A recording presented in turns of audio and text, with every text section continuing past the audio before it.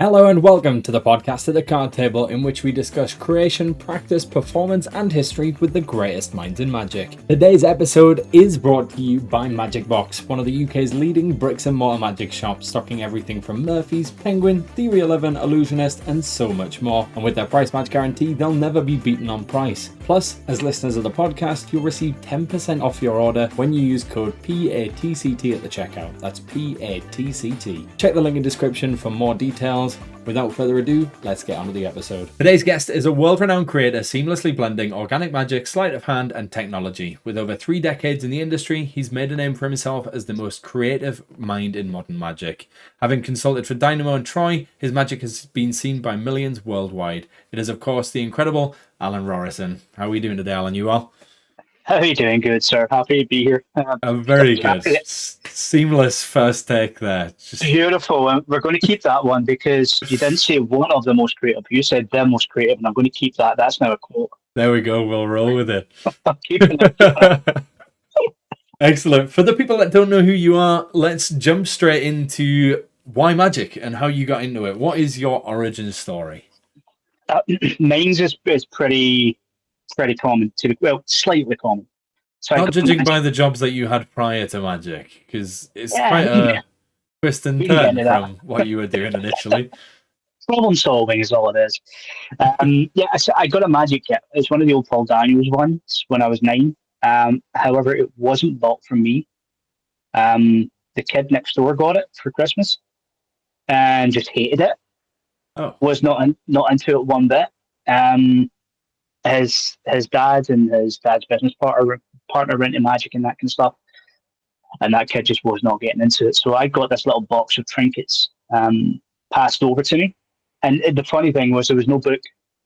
I used to get a little book to tell you all these little brightly coloured bits of plastic did. There was no book with it because he threw a tantrum enough that he tore it, and that went to hell. So I just had to sit and I was a weird kid, right? Still am, to be fair. I'm a weird guy now, but I would sit and play with all the little plastic toys and figure out what they'd done. And that kind of stuck for a bit, to be fair. So I used to take those things into school, and the teacher would let me do like a little quote-unquote show at the last 5 minutes on a Friday, and I would try and do a trick from this little thing very badly. Now I know that some of the tricks were completely wrong compared to what these props should have been doing, but I didn't know at the time. So that was kind of the origins on it. Then obviously I became a teenager and figured out that there was skateboarding. I quite liked girls and all the usual things teenagers like. Also, we were in Scotland, so I figured out, alcohol is a thing. So I kind of slipped away from magic a little bit. And then it was a couple of years, God, I must have been, I want to say 16 or 17, where I kind of slid back on into it. So the alcohol was prior to 16 or 17, is that what you're saying? Standard Scottish manner there. Yeah, we're in Scotland. Not that my parents knew. And in saying that, not that I've done it as much as many kids here would. But it's Scotland. It is what it is, all right? A kid can have a wine with his dinner. It's legal, I swear. So I kind of got back into it about 17 or 18 when I figured out that this would become handy for a very socially awkward young man to try and, I thought it would come in handy for a very socially awkward young man to try and attract other people. It didn't quite work all the time, but yeah, it's what happens with most magicians, to be fair.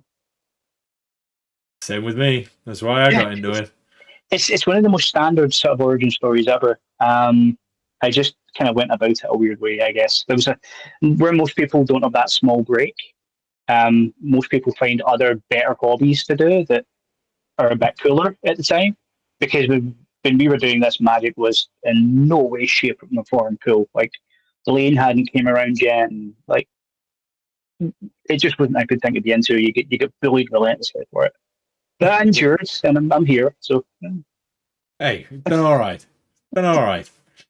So when you obviously got back into magic, how did you then progress? Because I assume obviously you weren't just working out of magic kits and things like that. Was there particular shops or avenues that you went down to learn more and to progress to sort of where you've got to? Yeah, so the swing back in was I'd seen what I now know was the Raven vanish.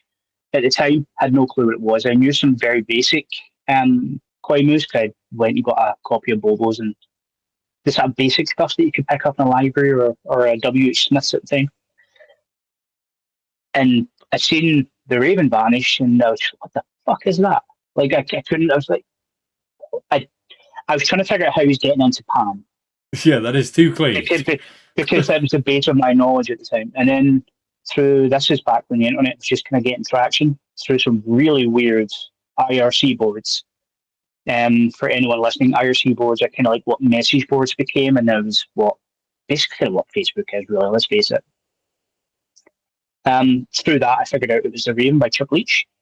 And then I found there was a magic store in Glasgow.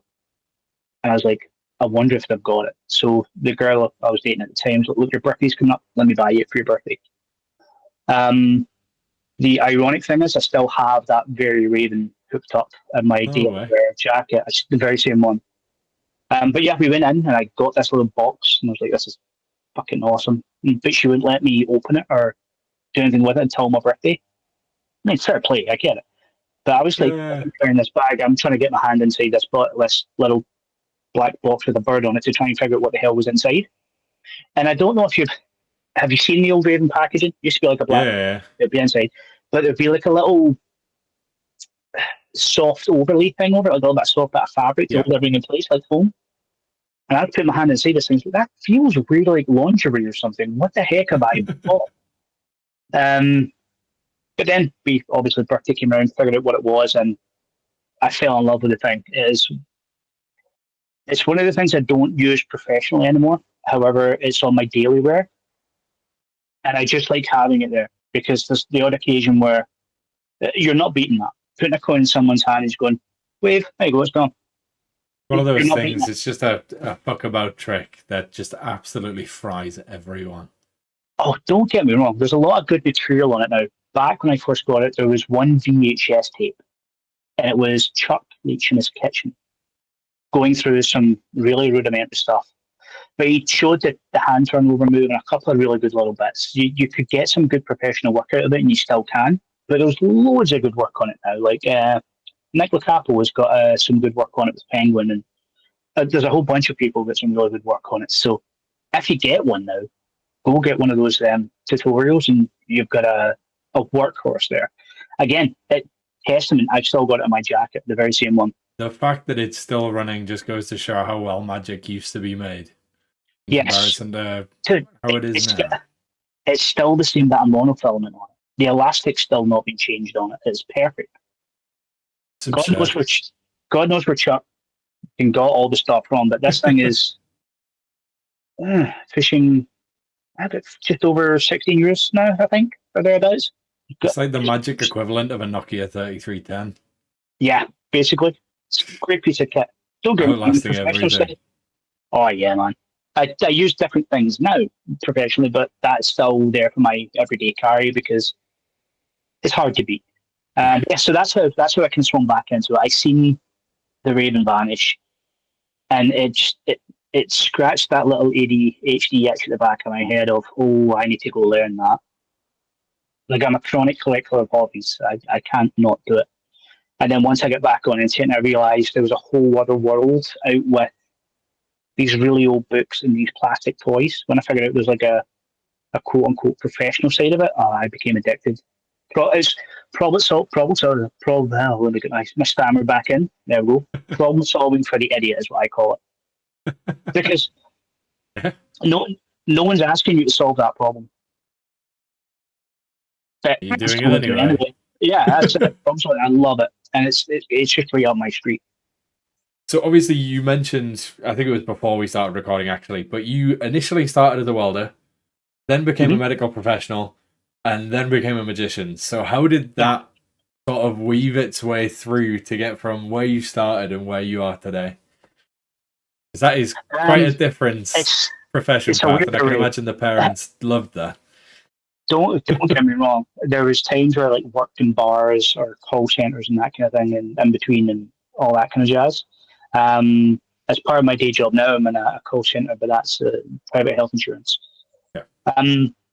But when I was 15, my right, so up here in Scotland, it used to be you would get 6 weeks off for summer holidays. So when I was 15, I thought, well, summer holidays, we're knocking off now, going to 6 weeks of having fun, then go back for sixth year, like your final year of school. And at that point, I'd already been working on credits to go do nursing for senior care. So I was doing that, and I got home that day thinking, this is amazing, got a couple of weeks off, can go drinking, skateboarding, all that kind of things with my friends.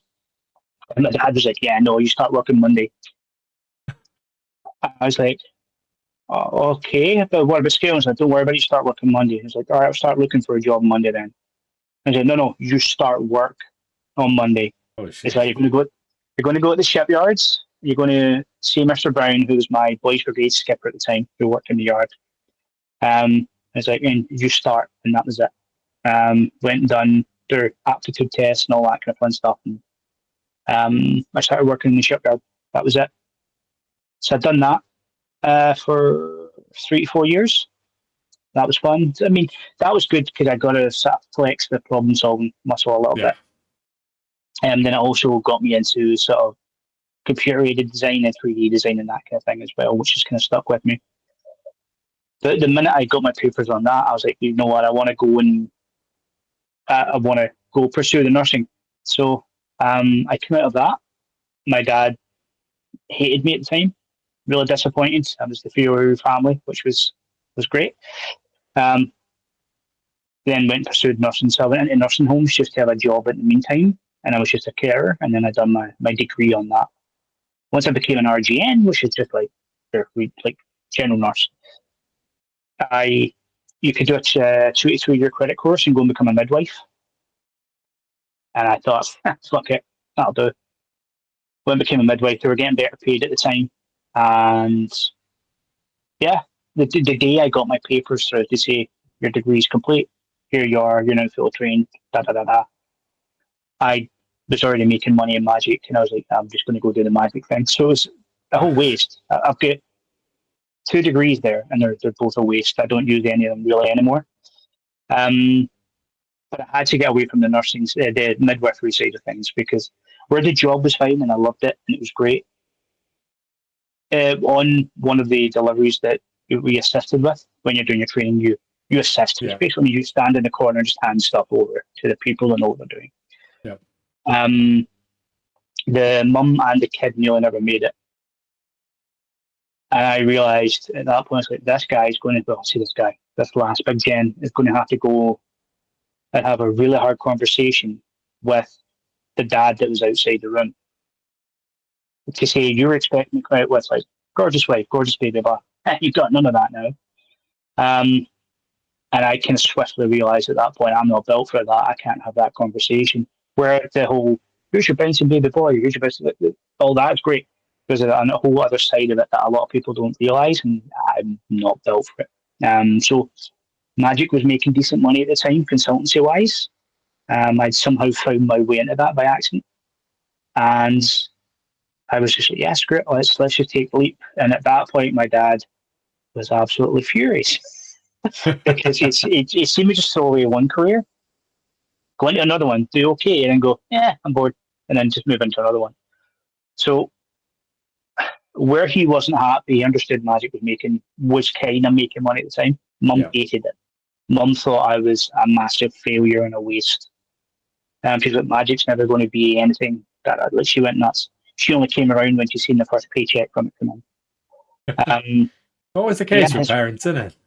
Like, well, it's never going to amount to nothing. And the first paycheck comes through and they go, you know what? I supported you doing Magic all along. Oh, really? The thing is, now I've got my own kid. Don't get me wrong, he's only 7. He's nowhere near any of these damage. But I kind of get it. You just want them to be okay. Yeah. Is it? That's all it is. I mean, I can kind of see that now. I was annoyed with it at the time, but I get that now. I understand it. And I think it was when I put out a trick with a company called Expert Magic at the time, and it was the one and only paycheck I got from them. I released a couple of products with them, and I should have got way more money off the first one as well, but they ripped everyone off. Anyone that worked with them, they ripped off. But I was too new in the industry and didn't know at the time, so I got one paycheck from them, which was okay. It was substantial enough. Yeah. And Mum was like, "Yeah, you'll be okay. It's fine." Then gigging kicked in, and the whole Dynamo and Troy and all the other shows and stuff kind of kicked in. It was all fine. It worked out, thankfully. Perfect. And here you are It today. worked out. Yeah, I'm sorry. I could have went down a different route and spared you all. I know. Meanwhile, we're going to sit and listen to this Glaswegian for the next hour. Hey, poor Glaswegian, you got to get it right. Yeah, we've had this discussion. Apparently, there's an upper class part of Glasgow, which I didn't know existed. But Port Glasgow. Port Glasgow. I swear you're doing it deliberately now. no, I wouldn't do that. We are going to move swiftly before I get absolutely flawed into our quickfire section, which is just a little fun way to get to know you a little bit better, more specifically on a Magic front. And these are obviously questions that cater specifically to what you like and dislike about Magic. And the first one is, what is your favourite sleight? Obviously, most people tend to go towards cards for this, but this could be coins, this could be something mentalism related, it could be stage stuff. What is your favourite sleight? And It's why? definitely cards. Can I kind of culminate too, just because most people will generally merge them. So it's the second deal and the bottom deal. Yeah. That's if you can get a good, even just a good second deal, you've got so much scope for everything. Like, put it this way, I'm still doing a card at any number just now. What it says just the second deal. That's all it is. Name a card, sure. Oh, can you see that in there? You call it. Yep, done deal. Right, name a number. Easy. Second deal the whole way down. And it's easy. A second deal is easy. Look, if I can do it with my little hands, anyone can do it. You just got to put in the time. That and the bottom deal, I love.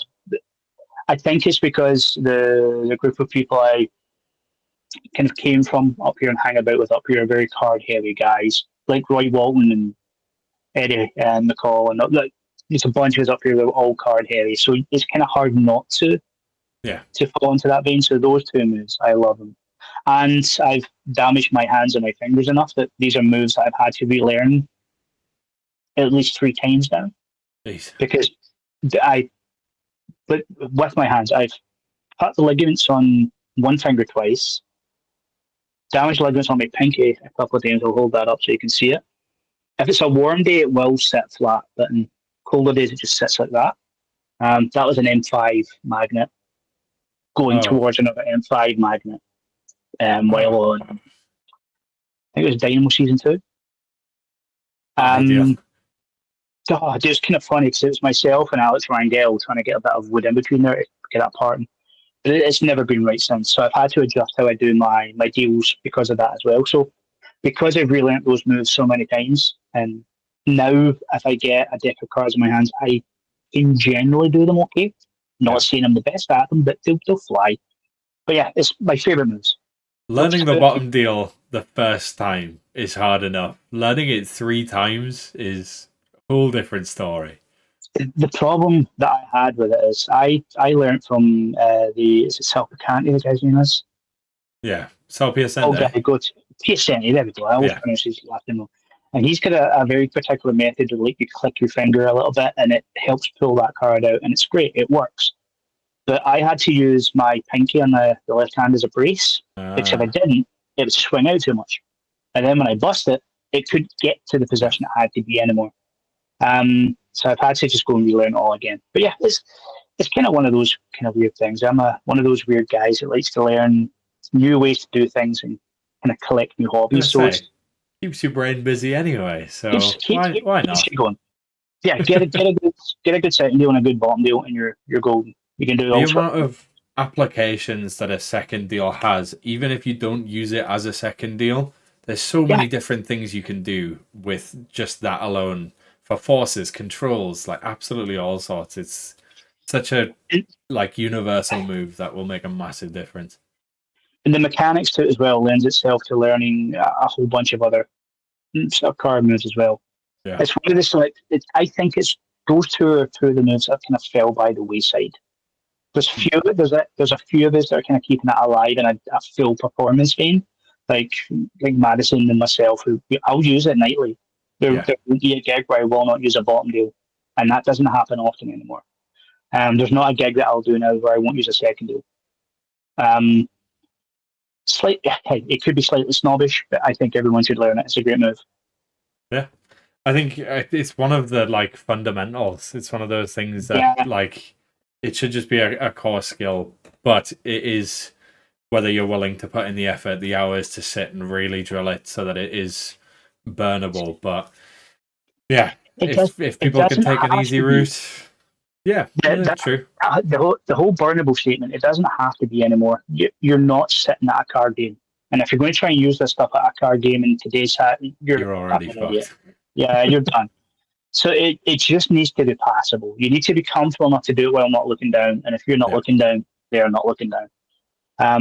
Or that's what I tend to find. But as long as it's passable, you're fine. My bottom deal's not passable. Seconds, all right. Bottom deals still needs a hell of a lot of work. The bottoms were slow in coming back. It was one of the ones where I would be sitting discussing, like there'll be someone in work, like I need to go and get this procedure done. Can you let me know if this will be covered and that will be covered? I'm just sitting bottom dealings and reading their policy and figuring stuff out, just figuring out because they can't see me, they don't know what I'm doing. Yeah. So I've got a lot of time sitting at a desk. I've got my. That's going to show you how geeky I am. Our desk and work have got a very a weird distance between the keyboard and the edge of the desk. Okay. They're weird shaped desks, basically. They weren't designed to sit in rows, basically, but they've got them all sitting in rows. Yeah. I think they're designed to be like little hexagonal pods. So I've had a close-up map made up that fits in that space, just so I can sit and work. This little pretty purple close-up mat and work away on it. Procrastinating to the finest degree. Dude, I've never really not got a deck of cards. I'm fidgeting with a deck now. I can't not. Again, it's one of those. ADHD in me. It's one of those things. I had this discussion recently with somebody. It's those. If I ever want to learn a move or want to practice a move more, I try and make it my subconscious like tick. So when I'm sat watching the TV, I can just second deal without thinking about it, and I can get repetition and hours in without taking the time to like dedicate and sit and learn the move. Or if I want to rock doubles for a bit, I can just sit and do it without thinking whilst I'm doing other things. And then you're getting in those hours of repetition where you don't have to just sit down and shuffle the cards over and over again and bottom deal over and over again and watch it and replay it back. You still get like that in. So I think that's massive, man. I can't not, like, even on. So, right, my wife and I, we initially met on Facebook. That's a whole different story for a different time. But we chatted because I was in London at the time and she was still up here. I think I was on, which she was on. End of Dynamo season 2, start of Troy season 1. Yeah. So I was down there consulting on that and then consulting on a show on the West End. And we chatted a little bit that way. Then when I finally came up and we finally got to go out for a meal and just actually chat to each other face to face, I didn't know I had done it. We sat down, we're chatting away, and I'm just sitting fidgeting with cards. I don't remember taking them out of my pocket or pulling them out. And God knows what this poor lass must have thought. Just like, what the fuck's this guy doing? Like, I am not that boring. I am a delight to be around. Why does he get cards out? But it got to a point when I realised, like, oh crap, look, sorry, subconscious, can't not do it. You'll probably find over time that I'm always fidgeting with something. I can't not. Yeah. So in that kind of vein, I tend to take moves that I know I'm having an issue with, and as you said, just burn them into subconscious of at the time. And just now it's diagonal palm shift for me because of that same pinky problem. That's a bit funky, so I'm now fixing that subconsciously. So hopefully by Christmas time, I'll have it back to what it should be. It's a game changer, man. It hasn't quite got to the stage where you're rocking the cards in the bedroom like Richard Turner. It's not quite got there yet, or I have a pack of bicycle prestige, which is the plastic bicycles, the pen bicycles, in the bath. What? No way.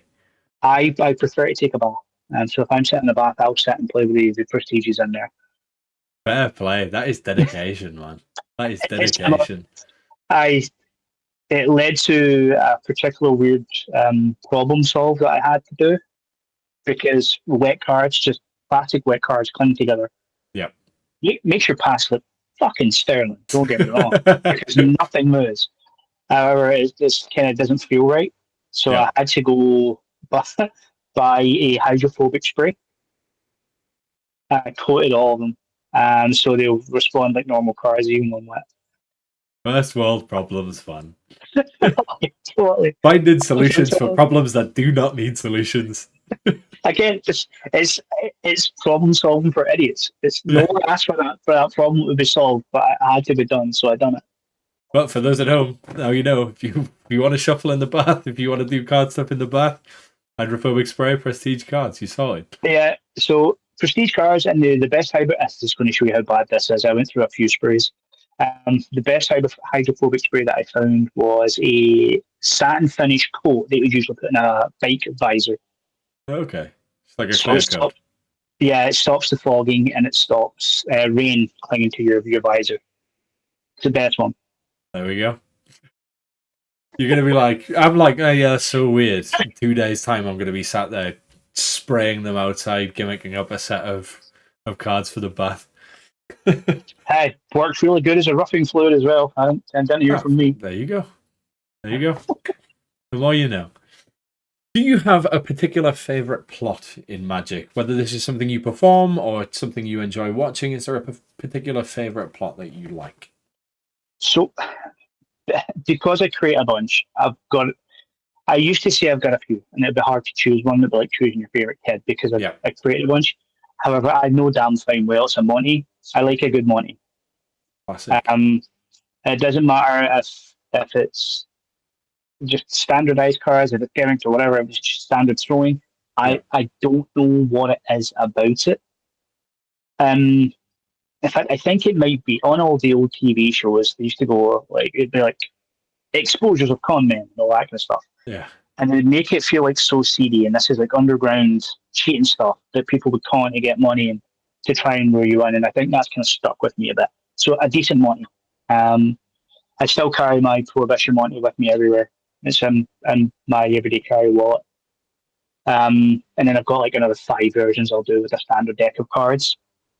I was just at 4F there, and Garrett Thomas showed me his new one, which runs off the kind of Skinner-esque cards, but his routine for it.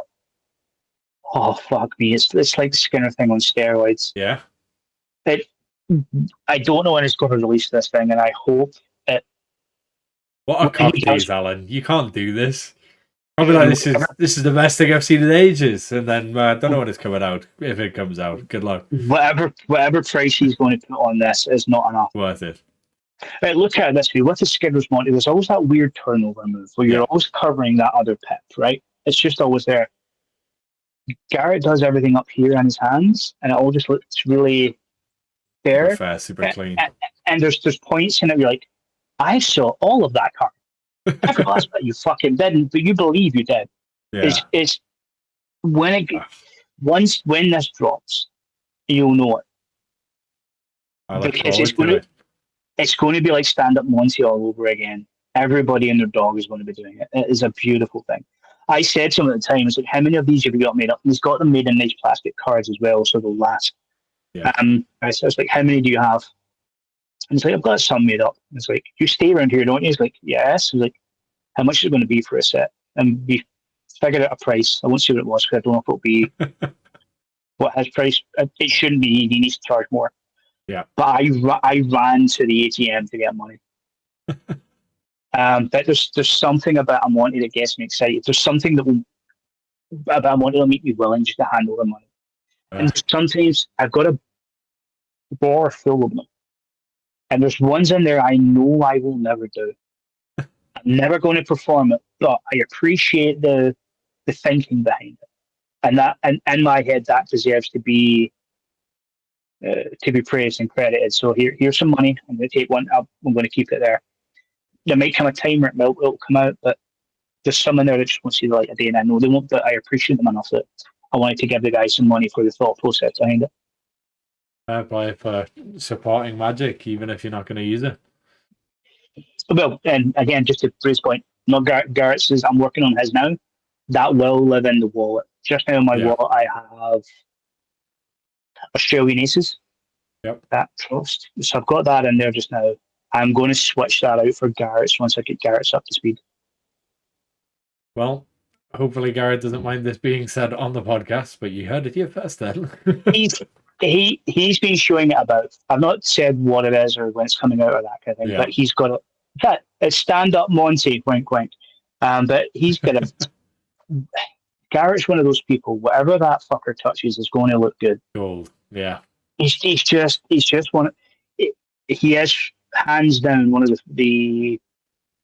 He's one of the only magicians I will go see a standard show of, like not a lecture, but a standard show. If he's doing anything, I want to watch it because he puts a lot of thought into everything, like how he's saying something, the affliction behind it, and what his body's doing. And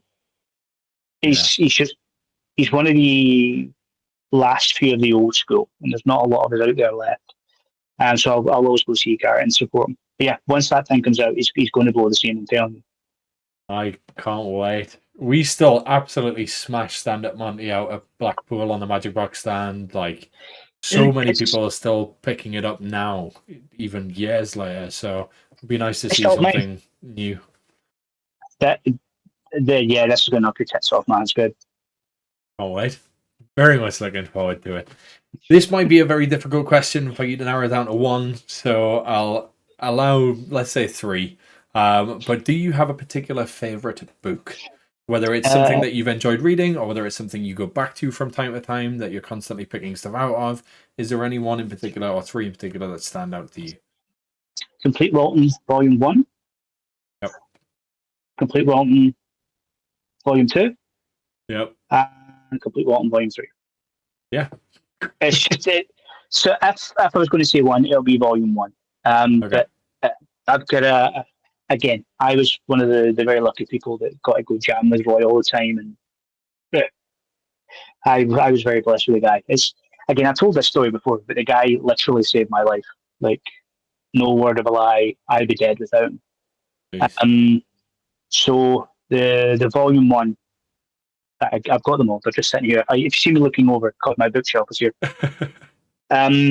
So Volume 1, I love it because it's all the devil playthings material and all that kind of stuff in there. It's great, like the Carl Long routine, and there's a whole bunch of great stuff in it. It's if you want to learn some good workable card magic, going from stupidly easy as like a beginner, if it still works great, some of that's in there. If you want some of the stuff that only him and Vernon can do, it's in there. It's just a beautiful book. And then, obviously, Volume 2 and Volume, it's much of the same. It's all par for the course. But that set of 3 books, if this house goes on fire, I'll get the living things out first. Yep. Then I'm coming back to the Walton collection. Well, the Walton collection and the 2 original copies of Card Warp that I've got there. And Card Warp is a thing. Right, I may as well tell this story. I've told it before. So, younger Alan was mentally a bit down, is the easiest way to put it. Yep. And he was going to make a very stupid decision. So one day I had everything all set up. I knew what I was going to do. I had rope and everything ready. I was down to go. Decided that was going to be it. I was coming home the way through Glasgow, and I thought I'll nip into Roy's for one last time. I went in. I was having a wee chat with him, and I think he just knew something was up. Yeah. He just knew. So we're chatting away, and he got me a wee cup of tea, or he got Julie to grab me a cup of tea, and we were sitting chatting cards. And he was chatting at the time about the drama about Illusionist and Voodoo Zone, which was card warp that they'd stole at the time. This was back when Greg Christian owned it. I think he's changed hands now, thankfully. And he showed me the routine, which is card warp. That's amazing. And I went, right here. And he handed me the manuscript and went, you're coming back next week and I want you to show me it. And then again, ADHD in my head, I was like, right, that's what I need to do now. Gotta be done. The whole other stupid plan that I had for that night went out the window. Went, learnt that routine, came back and showed him it, and went and handed him the manuscript back. So I hadn't paid for this. He just, as far as I was concerned, he'd owned it to me. Yeah. And he's like, no, that one's yours. And at that point, he started chatting about another routine in the book. And I went, right, I'm buying the book then. So I bought the book at the time. I went away and just started learning stuff about the book. The guy, if he hadn't caught on to there being something wrong there, I wouldn't have been here at this point. So again, he's unfortunately passed now. But I owe all my bonus days to him, to be fair. There's other fun stories with those manuscripts as well, but those can be for another time, I guess. We may as well run through one script, right? So Yeah. there's a story behind the cardboard manuscript and the Complete Walton Volume 2. So the cardboard manuscript, I lent it out to a friend a couple of years later so he can go learn the routine. And then we didn't like fall out or anything, he moved away and life happens, right? And I got to a place a couple of years after, I was like, where the hell is that manuscript going? And I couldn't find it for love nor money. So I spent forever trying to find an original Red Davenport's copy of this. I was like, I'll get one. It won't be signed to me, but I'll get one. It's fine. As long as I've got an original copy. And it was years and years later, I found on eBay a guy selling one. I was like, right, cool. And it was like signed, but it didn't show you the inside. So I was like, it's not signed to me, but I'll have Roy's signature on there. Down with that. Fine with that. So I bought it. And then I get refunded instantly. And I was like, the guy probably had already sold it. I didn't realise he'd sold it. And then a couple of days later, it came in the post. There was a little letter on the inside that says, I think this is rightfully yours by the looks of it. The hell do you mean? So there was two versions of cardboard. So it's like, I think this is rightfully yours. You should have this one. I've got you this other one here that you can have for your collection as well. It's signed to a guy called Steve. I'm like, cool. So that's over to the side. I open up the other one and it's my one. So the person that I loaned this out to must have just sold all the stuff to like a collector, and then it's somehow worked its way back to me. Mm-hmm. Meant to be, man. So the Complete Volume 2, my kid got a hold of it when he was younger, and pens and crayon annihilated the frickin' thing. Like, it was destroyed. It's heartbroken, but again, I love my kids, so it is what it is. Yeah. And I spent a good bit of time trying to find another copy that had a signature and all that kind of jazz on it. And at this point, when I was trying to resource it and I had the money to get the original ones, because the original ones are kind of a little bit more expensive now. Yeah. Again, I was like, I may as well go check that guy's store on eBay. So I went on and I was looking, and it was Complete Walton, inscribed to Steve. It must be the same collection that he bought. Yeah. So I bought this thing again, and I get a little message through the phone. It goes, thank you for the repeat custom. I was like, I've got two copies of this. One, the dust jacket's a bit iffy. The other one is perfect. I'm going to give you the other one. And I was like, that's cool. The bastard knew what it was doing as well. So this came up to me, and I opened it up, and it isn't to Steve, it's to Alan. Now, it's not to me as an Alan, but it's just to some other Alan. Hey, Alan. No way. A Alan. So I've still got my original that is crayoned up, but I've got that one there as well. So the guy, it's the Davenport's eBay. He runs that. He's great. So he's kind of looked out for us a little bit. So I've replaced those. So again, if the house burns down, the family and the cat's down for it, and then I'll come back and just those 3 books, I'll get those out, and then there's a few other select things we'll grab after that. Already got it planned. Oh yeah, dude, I've got my routes and everything. I've Sheldon Cooper that. I've got like things in place and things on doors. I'm a nightmare. Smart. Prepped, man. Prepped.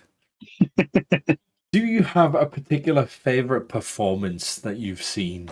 Whether this be live in person, whether this be on TV, whether this could be something that you consulted for, and then seeing it live and in person. Is there a particular favorite performance that stands out in your mind? Neil Patrick Harris's Palagenesis. Okay. This is I could tell by your face, like, what the fuck is that?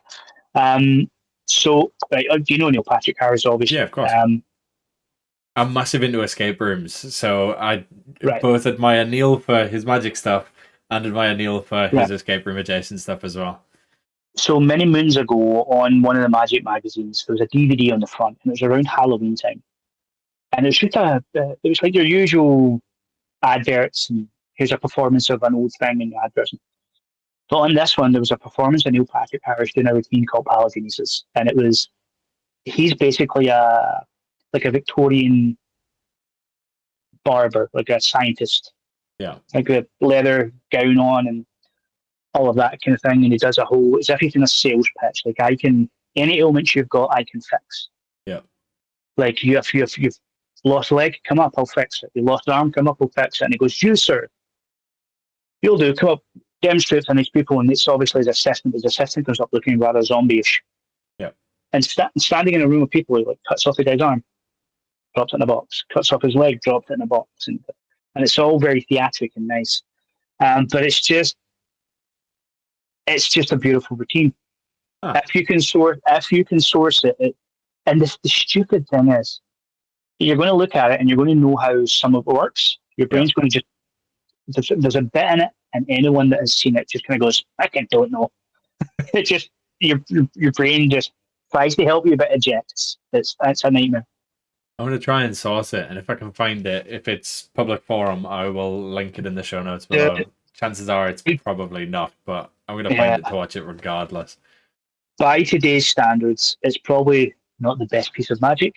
By today's standards, it's probably not his best performance, but it's one of those weird ones where everything just kind of goes together right. And how it looks like it's been shot by a participant.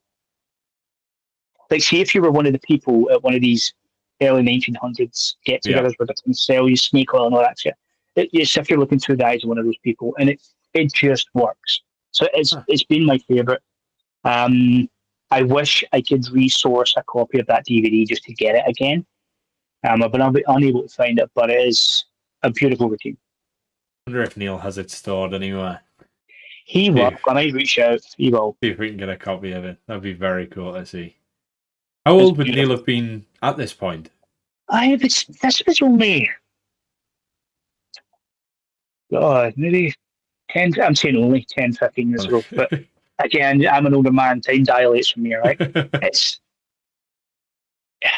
maybe about 15 years ago at most. Okay. But it's the weird thing. Neil Patrick Harris, he's either just looks like Ticket His or just looks like Neil Patrick Harris. There's no middle ground. He's now at the vampire stage. He's at the Keanu Reeves stage where he doesn't look like he ages. It's annoying. Frick. so you don't quite know. But I think it's the theatrics he puts into it as well. Yeah. He's not one to shy away from throwing a bit into it. And it's one of the, I knew he'd done a little bit of magic, but this is one of the first things where I'd actually seen him do something and went, oh no, he actually... Yeah, he does magic. Yeah. Yes, he knows what he's doing. And I thoroughly enjoyed it. Actually, the first time I worked at the castle, he came by. And I sat and spoke with him for a good 2 hours about this stupid routine. And he's like, I don't think anyone had saw this. And we were talking about I think it was a Magic magazine. We were talking about the DVD. And he's like, I just take these things and bend them when I get them in the magazine. I don't look at that. I want the magazine. I want the tactile.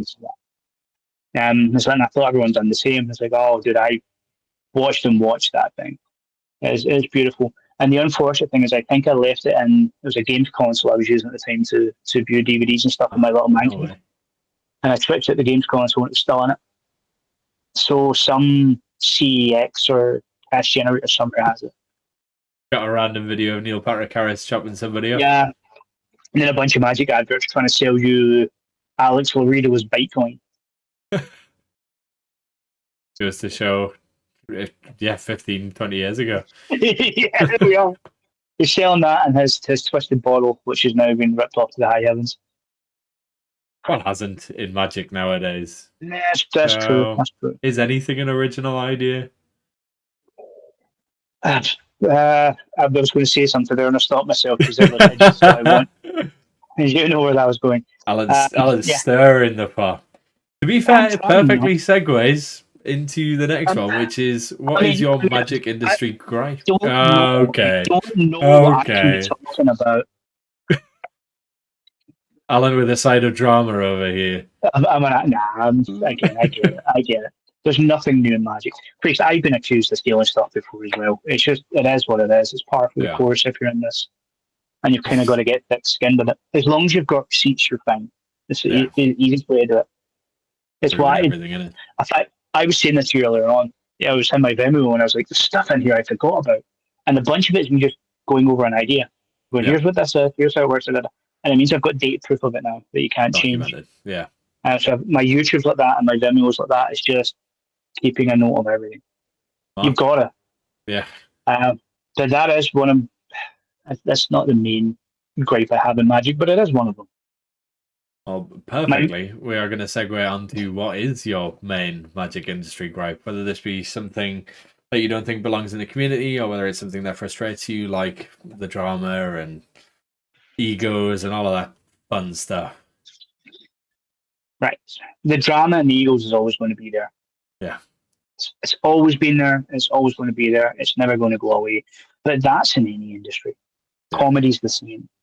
Music's the same. It's just always going to be there. So that doesn't annoy me as much. The thing that really rips me in, and that's Scottish term for annoys me like immensely, is the trends. And the whole sales side of Magic, it's like one person puts out, oh, I've got this cool Rubik's Cube trick. Yeah. And every company goes, oh shit, we're sitting on one, like, get it out now. And that's all you see. Yeah. You've got like 100, like, you're either solving it or matching it. That's what you do with the fucking thing. Yep. Right? And that's it. And to be quite frank, just knowing how to solve it's more impressive than any of the Magic. And if you want to see some really good Rubik's Cube Magic, just go see Tom Crosby. He's the best at it. No one is going to be him. Yep. He is the guy. Him and Garrett are the two people that I would just watch a show. Like, I have his last, I think it was his cruise show on a little USB stick show. I'll just put that in and watch it now and again if I just want to see a good show. Yeah. He's one of these little USB stick up on my PC. It might be up there actually. The little Rubik's Cube one. That's the one. Yeah. When the show's on and there's little games on it, the game's amazing as well.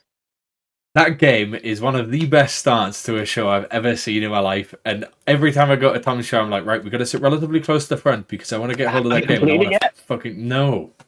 The ending's going to fucking infuriate you. Oh, no. Don't say that. I'm not going to tell you what it is. He might, but I won't tell you because I don't want to ruin it. But I've now completed it. And I was angry. I was so angry I didn't text him for a couple of weeks. Because you're not. So yeah, he's one of the select few that I will just watch a show off. So if you want to see some good stuff, go see Tom. But it's the trends. It's like if Rubik's Cube comes out, everyone does Rubik's Cubes. Someone does an invisible thread thing. Oh, everyone's now got one. Yeah. They try and jump into trends too much. People, like companies and people, are too scared to have outside of the box. Yeah, like just walk their own path. Yeah. And it's not like, I mean, these companies are sitting on ideas. Like, I've sold the rights to ideas to all of them that are still just sitting in the back pocket waiting to be released. But I'm also well aware that they're just waiting for something somewhat to come out and they can just ride the wave. Yeah. So that irritates the living crap out of me. I wish people... It's crazy the shelf life of Magic nowadays as well. Like, it's such a big thing for like a week and then you never hear about it again. This is going to hurt me to say. I'm kind of half happy about that. And now that Leviosa phones came out, no one's fucking talking about Leviosa anymore. And I fucking love Leviosa. Yeah. As a haunted deck goes, phenomenal. No, don't get me wrong. I've got my own just standard thread version where the card kicks out and all that kind of shit, and it looks great. I'll still use that, and I'll use that at gigs all the time because that's my scrolling one. Because I've always got my own personal electronic wheel on me. Yeah. However, if it's for a very specific client and I want it to look amazing and I want it to give that extra bit of slap, Leviosa is the one. Now, if you ask me, Leviosa is better than Leviosa phone. I agree, 100%. Because phones, there's going to come a point where a drone's got a phone built into it. Levitate, yeah. Yeah, it's going to happen, right? It's technology. Like, people know immediately the second you're using a phone, it's just tech. Like, what's to stop there being something built into it that can cause it to levitate? There's a logical step, for me. Yeah. Whereas with cards, you don't have that. And you get the added thing about that it finds their card and cuts it out. Yeah. And then just finishes the routine and comes up. So that's what I kind of like about the short shelf life and the sort of frame of it. So if I really like something that way, I'll tend to buy it and not do it for a bit, and I just wait for all the TikTokers and wait for the TikTokers to do it. I'll wait for all the inevitable exposure videos to roll on past, and then I'll start doing it. Yeah. And that's again, right. So exposure videos, I don't agree with them. Don't like them. However, I don't think it's killing Magic because people's attention spans don't keep up enough. Yeah. To take it in. So I just wait till that shit rolls by, and then I start doing the routine. And I've never had once a person go, "Oh yeah, so this guy like teach that." Doesn't happen. Such an irrational fear. It's weird. Like, I couldn't tell you a single TikTok or Instagram reel that I watched yesterday. Like off the top of my head, I can't remember any of them. So what's to make you think that somebody knows how you've passed, or they know about that gimmick that you've just bought? It's like, nobody cares. You're getting the magic ones as well because you're a fucking magician. Your algorithm's set that way. Yeah. My wife isn't. She's getting a bunch of how to make cakes in a mug and here's makeup one. Like it's how your algorithm's set. They're not seeing that. So I let it roll. As soon as I see it roll through my feed and it's gone, I then start to do it. And again, I've got my little fit to hand. I've got my little. This is my workstation basically. So I can come in and I've got a little bag I can pick up and go, this is my standard close-up set. Yep. This Leviosa in here and a bunch of stuff. So I've got all that set up here. That is so compact. Oh, yeah. That's impressive. You see some people rolling to close-up gigs with like suitcases and you just think, what are you doing? 2 45-minute parlor acts and 6 3-trick rotations for close-ups for tables. Jeez. So I'm a bit OCD with this stuff. And this will show you how OCD I am. That's like smaller than my toiletry bag. That's ridiculous. Yeah. This is a Amazon Essentials pencil case. And it's here. It's set up with everything I need. It's fair play. It's beautiful. Another good shout out, Christian Grace's deck vanish. Beautiful. But this will show you how OCD I am, and this is a good little tip for people as well. Go on Amazon, and you want to buy up. You'll get them in all different sizes, but you want to buy up the DS Lite game cases. Yep, the little hard cases. Because they're perfect for the keys and coins. Your coins. I've got everything all set up in their own little personal bits. So this big one stays here. Big brain. And then I've got my little one that I take with me. So I'm a bit OCD with this kind of stuff. I like to kind of keep stuff good and where it's at. I've got so much random magic in the most random places in my room, but I know where it is. It's like that kind of tidy, messy. But the picture, it's like, oh, do you have a paper clip? And it's like, yeah, it's on the floor beside the bedside table, just around the corner.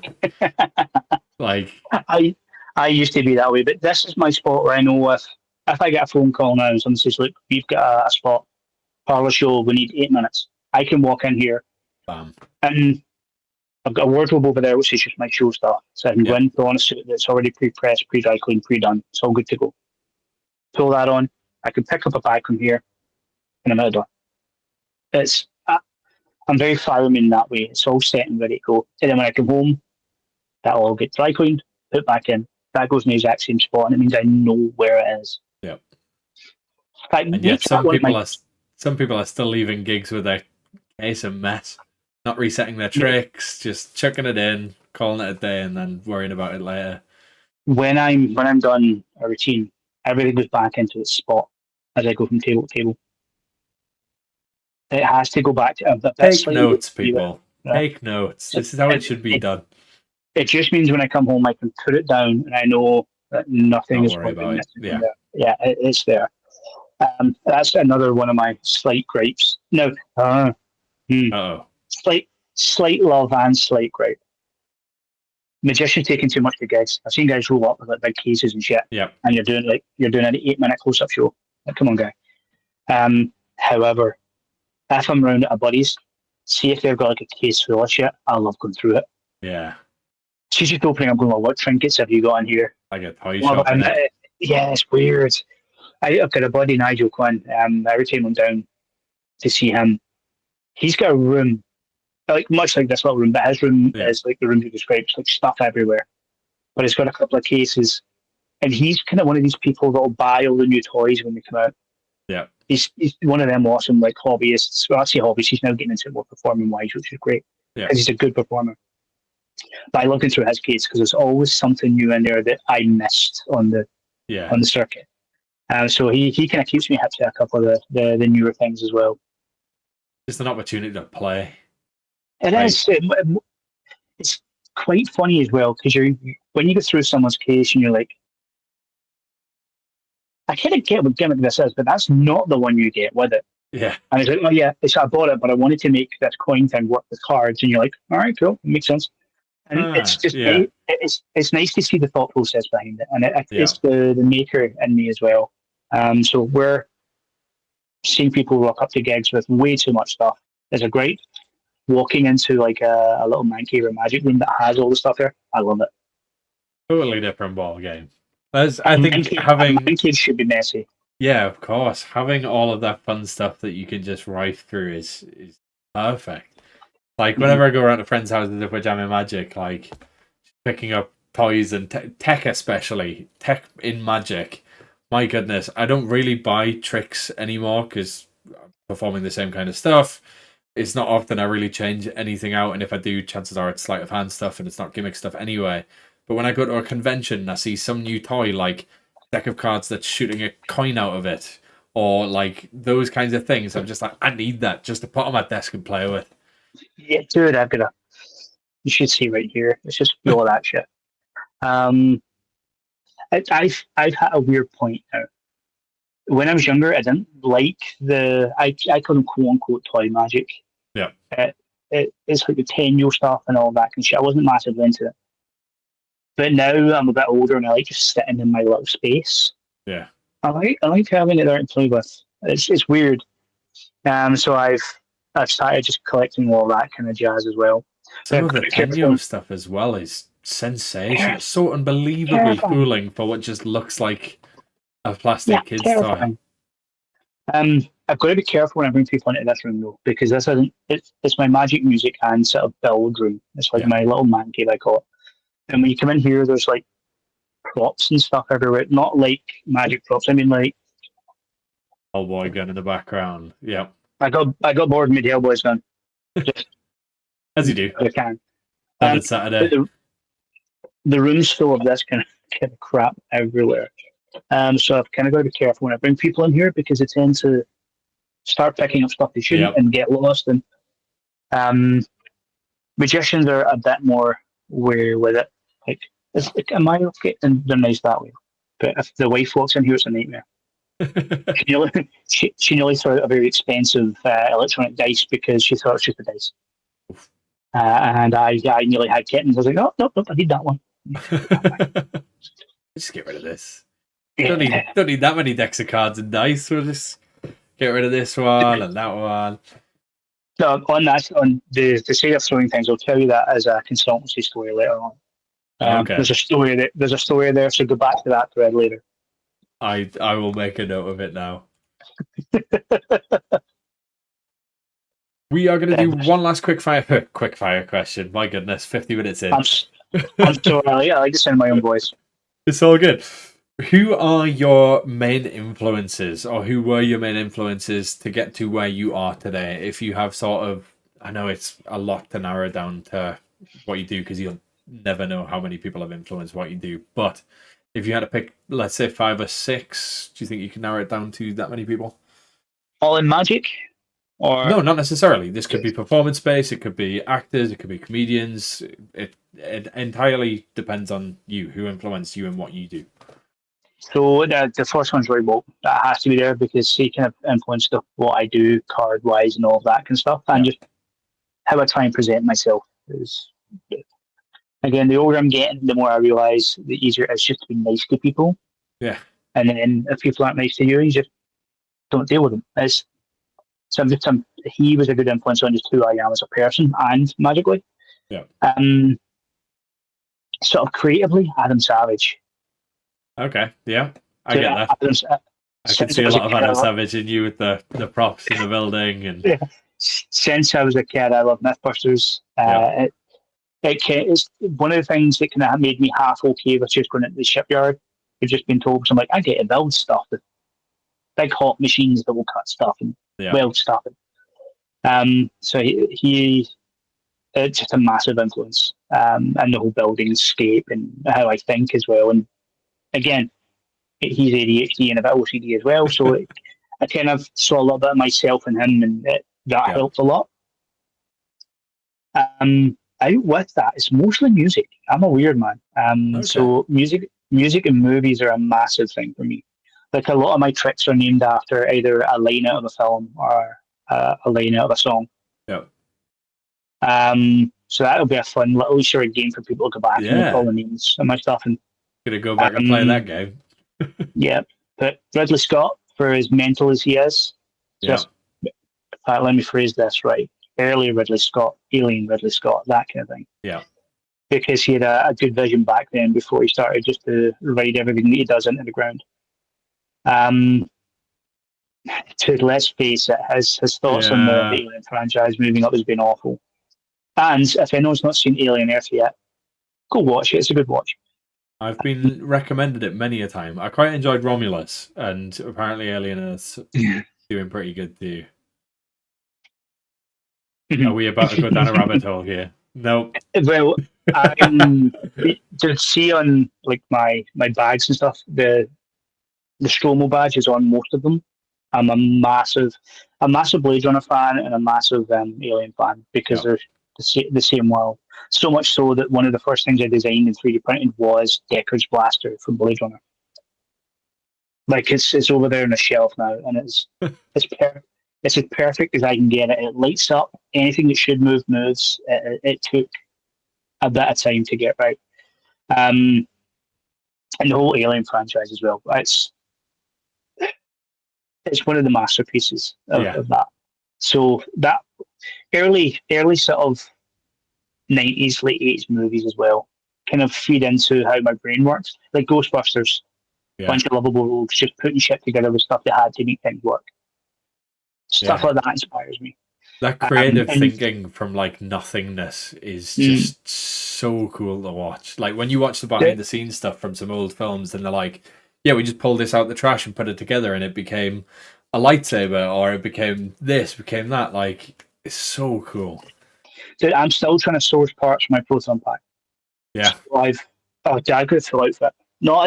I'm not went as far as Darren. He is a magician that's got the world's biggest Ghostbusters collection. He's massive into it. However, I've got my full cosplay over there. I've recently just updated my goggles because there was a part not right with them and I fixed it. However, the Proton Pack the one I've got just now is all 3D printed up, and any part that can be replaced with an original found part from like they used in the film. Yeah. Like in the film, they just went through a scrapyard and went, we'll use this part here, that part here. Yeah, that looks kind of right. I'm trying to source all those parts so I can switch them out and have a full original. Yeah, have it perfect. So I'm slowly but surely working on that. So again, movies. I think it's all the old movies kind of let you have a bit of sort of childlike wonder, and try not to sound cheesy, but they let your brain run a little bit. Yeah, I think it's a problem we've got with new movies now is they over-explain everything and try and show you too much too soon. Yeah, the older ones let you ponder stuff for a little bit. Like in the original Alien movie, you barely saw the fucking alien. Yeah, but I think that's what made it. So yeah, movies are a massive thing for me as well. So it's not usually kind of like people, but it's things. Music is massive for me as well. In a musical sense. This is a weird range. Like, what am I into, or who inspired me to get into it? Let's go with who inspired you to get into it. So I play guitar. Yeah. Pretty okay. like good enough that I can get a song out and I'm fine. Good Like enough I've to got, get copyright striked on YouTube, apparently. yeah, unfortunately. Like I play okay. I play okay enough that I've bought the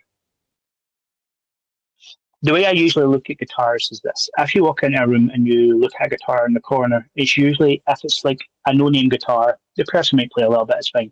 If you walk into a room and there's like a 1960s Fender Yeah. telly or broadcaster sitting there, or a thin line telly, you know they're a player, Yeah. and you don't touch it. So I'm far enough in that I've got my specific guitars that no one touches. Yep. And I've got the little one there that if someone wants to have a noodle about, they can go. So I'm okay enough with it. But it was initially, I was friends with a kid who used to stay at the end of my road, and his dad was in bands around our local area. And that kid, he moved away. Oh, but he just moved over to the next town. It's just a pain in the arse that I couldn't walk down the road and Yeah. go play like hide and seek or go out on our bikes and you couldn't chill. So I used to go down every week. It's second weekend. He would come to mine every other weekend and just crash each other's. And his dad would teach me guitar. And Jim McKinley was his name. He's still alive. Great musician. And it stuck. Again, ADHD, the patterns and all that. It just stuck in there and I got into it. And then once I got myself all into that, I then got a mixtape from, who was it brought back? I think Andrew Mooney, one of my buddies here in school, went to the States and brought back a mixtape. This is back when it's still a tape that you got. And Not on a this SoundCloud link. No, it was a tape, and it was a well used mixtape. Like he wasn't even like the fifth owner of this thing. I think this would pass down all his cousins over there and that kind of stuff. But it had early Green Day on it, early Offspring, and I think early Lagwagon. So like early, like a specific era in punk music, like American punk, like Kerplunk and 309 Smooth Out Slappy. I was Green Day, like good Green Day. Yeah. And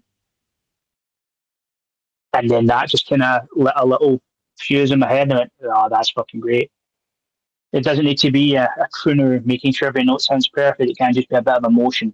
You can put a bit of balls into it, and it'd still be good. So then I get into all that, and it just moved on. And so my taste is obviously now widely varied. Like it goes from like Damien Rice all the way up to fucking Ghost and Slipknot, and like there's a weird like Is there? Yeah, big variety. I've got a playlist that I use for my workout in the morning. I get up at 5 a.m. and do a workout every morning just to aid my whole weight loss journey. And I didn't realize how weird the playlist was until one of my earphones died on the walk, and I went, "It's 5 a.m.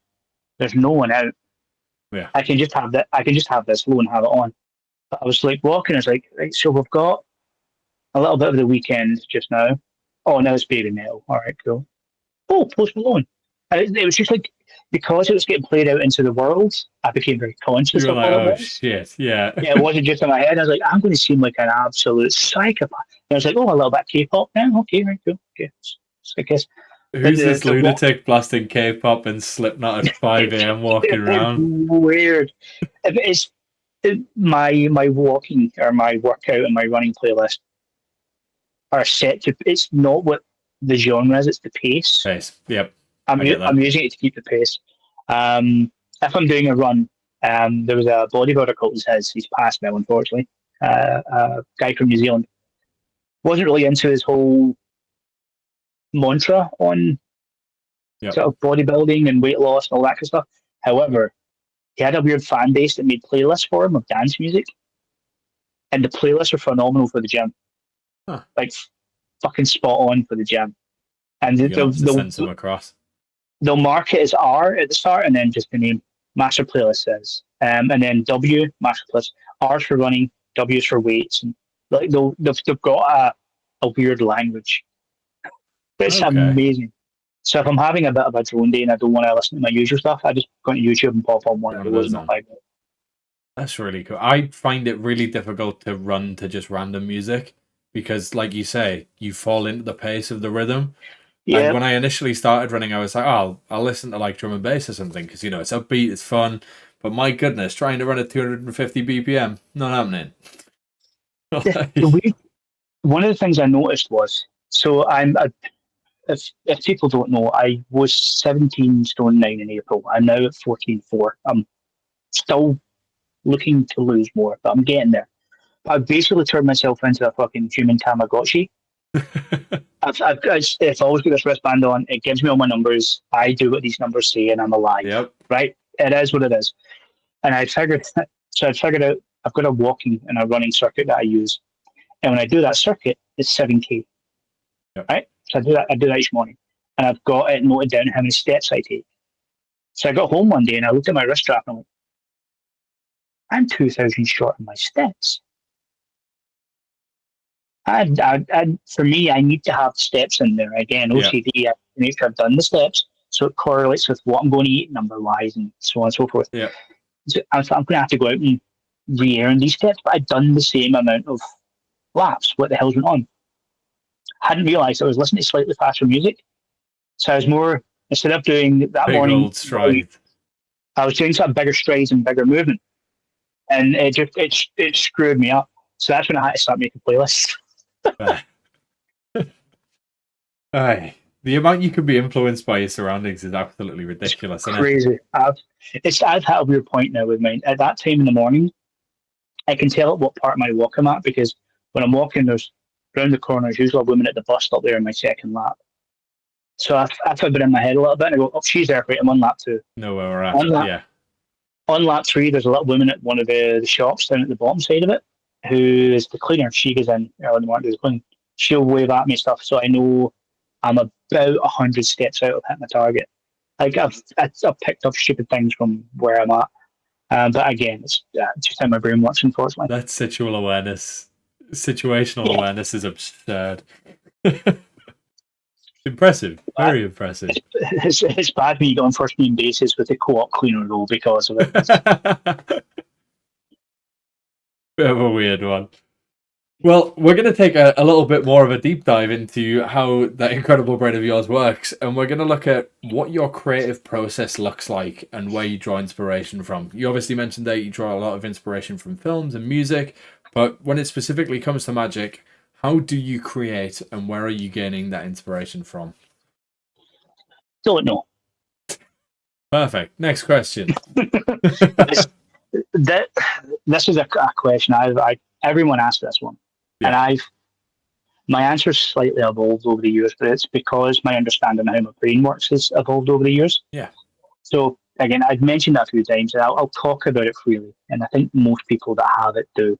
Again, I'm diagnosed ADHD and OCD. But that's just a recent diagnosis, like a year and a half ago, 2 years ago now. Yeah. And before that, I didn't know how I'd come up with things. It was just I just had an idea and I thought, what can I use that I know to go back and do it? Yeah. I've now kind of figured out how my brain works to do it. It's twofold. If it's for a TV show or if it's for someone else, they've typically got a narrative and a story they're looking to push. Yeah. They might have an idea in place as well for it. So I'll take that idea and say, right, what are you looking to do? Oh, right, you want this guy to float over that. Cool. What's the restraints you've got? Can't have this there and that there and there. So I'll get that information first. And then in my head, it's like little rooms. Yeah. So this little room will take all the constraints and stuff, and it will hold it all over there. So we can't use wires, we can't have a camera here, we can't have a camera there, there has to be real people, blah, blah, blah. This other little side will look at the technicality of it. Like, so if we can't use a wire, can we use a boom? What can we use? So I've got separate little rooms in my head that will start working on parts individually. Yeah. Because before it would just be a noise. And then it would just be, hey, there it is. So now I know it's the whole ADHD side. I can never pronounce that word. Compartmentalize everything. Yeah. Have it separated on out and deal with it that way. And then it's just like a little mini version of me in there, just running from each part, just getting information from each. Slowly closing doors.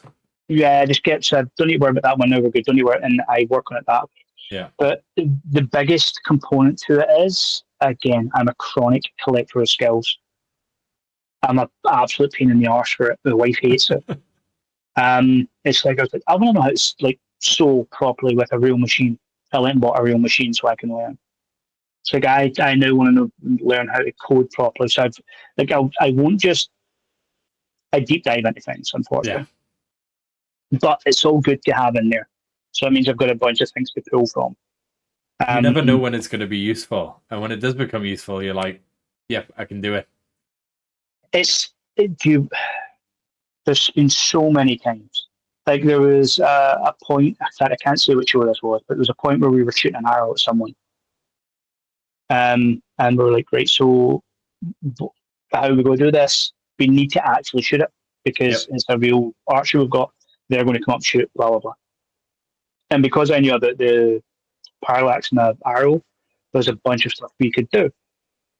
That if I didn't go learn archery beforehand and kind of got addicted to it, I wouldn't have known that that was a thing. And Yeah. it's the more skills you can collect, the better. If you want to be a creator, just start learning everything. Go learn how to play an instrument. Go learn how to shoot video properly. That's a big one because no one fucking does nowadays, and everyone wants to be TikTok famous. But go learn about lighting, composition, your horizon. Go learn all that. Go learn how to 3D design. Don't just use AI. Go learn how to use Fusion 360 or Tinkercad or whatever. It The becomes so more skills you useful. Even when you're working with other people, if you know how to do the skills, this is a conversation me and Cameron Gibson, who lives up Scotland way, we had recently about like lighting technicians and stuff like that. Because he understands it, it means when he goes into a venue, he can say to the lighting tech, okay, I need this, this, and this, and he's speaking their language, and it makes that process so much faster. Like when you're working with directors and you're working with producers and crew, if you can speak their language so that they know what's happening, you can skip out like an hour of you trying to explain yourself just by knowing those extra little tidbits from the variety of different skill sets. Absolutely. Absolutely. It's one of the downfalls of a lot of people, I think.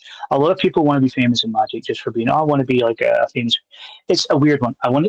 There was a phase where everyone wanted to be a consultant because that was the buzzword. Oh, I'm a consultant. I'm consultant for that person. Fuck off. Not everyone can do it, unfortunately. Yeah.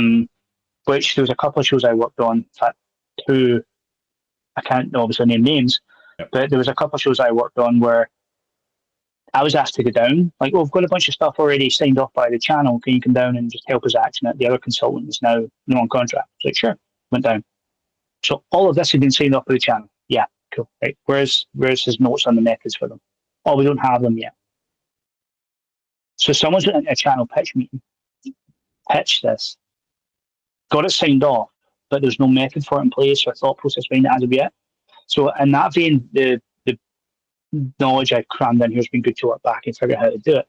But where a lot of people don't realise, if you're going to pitch something to a channel, you need to have an idea of what you're doing first and how you're going to pull it off. Most pitch meetings, you would discuss where cameras are going to be and how it's going to look narratively. And I mean, that's happened more than once. A lot of people want to say they're a consultant, but they can't do it. It takes a very particular sort of brain. Yeah. You have to be a bit nuts, is the way I always put it. But yeah, the more skills you can collect, the better. So again, my thought process, sorry, I've been off the tangent, there's twofold. If it's for like a channel or a show or something, if they've got something narratively, I'll just look through my knowledge based on what I've got and see if there's a way that I can make it happen. Yeah. If there's not, with everything I've got in there, I've got a good idea of like, we kind of need to make that happen. I don't know enough about it, so I know who to go to speak to try and figure it out. Yeah. And I'm not above that. I like to learn more, so I'm happy to go speak to an expert on it. If it's for myself, it can be very accidental. Like, very accidental. I mean, today, it's going to be too much information, but today, sitting on the toilet, I was just sitting, thumbing through my phone, and I was like, that's a good idea for a trick. Right, so I've got a note of it now, and I've started working on it. Yeah. Like, I'm very scatterbrained, so things will just jump in there now and again. But then a lot of it is very movie-esque. Like the smoke trick came from old Chung Ling Soo posters, obviously, because he used to have smoke billowing out his mouth. Yeah. But there was a horror movie in the 80s where the guy would steal your soul and he would like suck it on in, so it was like the smoke kind of thing. Very Dementor-esque sort of Harry Potter. Yeah. But this is like old 80s where they Yeah. played the footage in reverse, and it was great. And I loved the visual of it, so that's what made me start on that. So it can be very different things that will sort of trigger me creatively. And I just get notepads everywhere. I was going to say, do you take analog notes or digital or both? All of the above. Yeah. So I've got physical notepads everywhere. I've got voice notes all in my phone, and some of them are just like, oh yeah, if you take this frequency width of light and then attach it to reds and you switch it over, the red will look blue. I discovered that when I was watching a flamenco dancer in Spain, and I was like, huh. That's cool. So that That could be used when that light, somewhere. when that light changes, red lipstick turns fucking blue. Nothing Yeah. else does, but that turns blue. So I went and talked to a light technician. I went, what lights are those? Cool. And what settings have you got them on? And the guy looked at me like, are you trying to steal my? No. And I magician. And I Yeah. explained what the effect Just was. And curious. Yeah. he was happy enough. He was proud to go through it. But this guy basically made this during the course of that show. This woman's whole outfit change color Just using the bit, lighting. bit by bit, without any wardrobe changes or nothing. He just figured it out lighting wise. Beautiful. That's really cool. So, like, I've got loads of stupid notes of stuff like that in there. So if I ever kind of want to get a bit creative, I'll remember, oh, that thing was in there, and I'll go back There was and a find very it. cool stage thing a while ago where the person was painted red and blue. It's a time ago now, but using lighting state changes, they changed into different characters depending on what light was being used, which is also a very cool use for that. Well, do you remember the old original Wizard of Oz? Yeah. And you see the witch turning from a woman into a witch. Yeah. That Just a lighting change. that wasn't composite. That was a filter change. So Oh, you know how if you take two of the lenses you get for 3D glasses, put them together and rotate them, they'll go black. yeah. Then rotate back. It's somebody standing with a frame over Huh. the lens, and it just changes her. The wind ruffles her hair slightly, and it changes her. Then it lets the black through. That's really cool. So I like to go back and learn all of that kind of stuff as well. So it all kind of leans into, yeah, again, my creative process on it. But again, the process changes as well. If I'm thinking on a show. Yeah. It used to be with, I'm so tired of going to see magic acts, and it's just the guys went, that trick will do, that trick will do, and that trick will do. There you go, that's a 15-minute show. Yep. Figure out a fucking story. Like, I agree. the best recent example of this is Derek Dragario. Yeah, I don't know, in and of itself. Oh, there was very little magic in that. 5 tricks, maybe, at Yeah. most. And I can't not cry when I watch it. It's a beautiful fucking show. And it's because the story and the thread through it is beautiful. We need more people doing that. So with the show I'm doing just now, that's fully scripted to an inch of its life. Yeah. An absolute inch of its life. And all the tricks kind of feed through the story. If the story wasn't there, the tricks just would not go together. And that's the way it is most of the time, unfortunately. In fact, back to my gripes, that's one of them. Magicians fucking script more articles. Come on, guys. It's an art. You're supposed to be presenting an art. Put some effort into it. Yeah. Well, as you mentioned there with the show, when you're gonna dive back into gripes left, right, and center, I can feel it already. Throwing hands by the end of this episode. When you're doing the show, as you mentioned there, obviously you like to keep that narrative and have the tricks flow through the narrative in itself. When you're putting a show together, do you start with the narrative, or do you start with the tricks and then build the narrative to it, or does it depend entirely on the show itself? So the show I'm doing just now, it started off as an 8-minute piece. So I needed a piece for my third turn at 4F. Yep. So at 4F, if you go, you can be invited to go and do a show. You get 8 minutes, and you're walking into a room full of just the fucking best magicians you've ever seen. Yep. Like the first time I walked out, I had Michael Lamar just sitting there, Sean Farquhar sitting waiting to see. Like just everyone that you've grew up watching, you're like, well, fuck.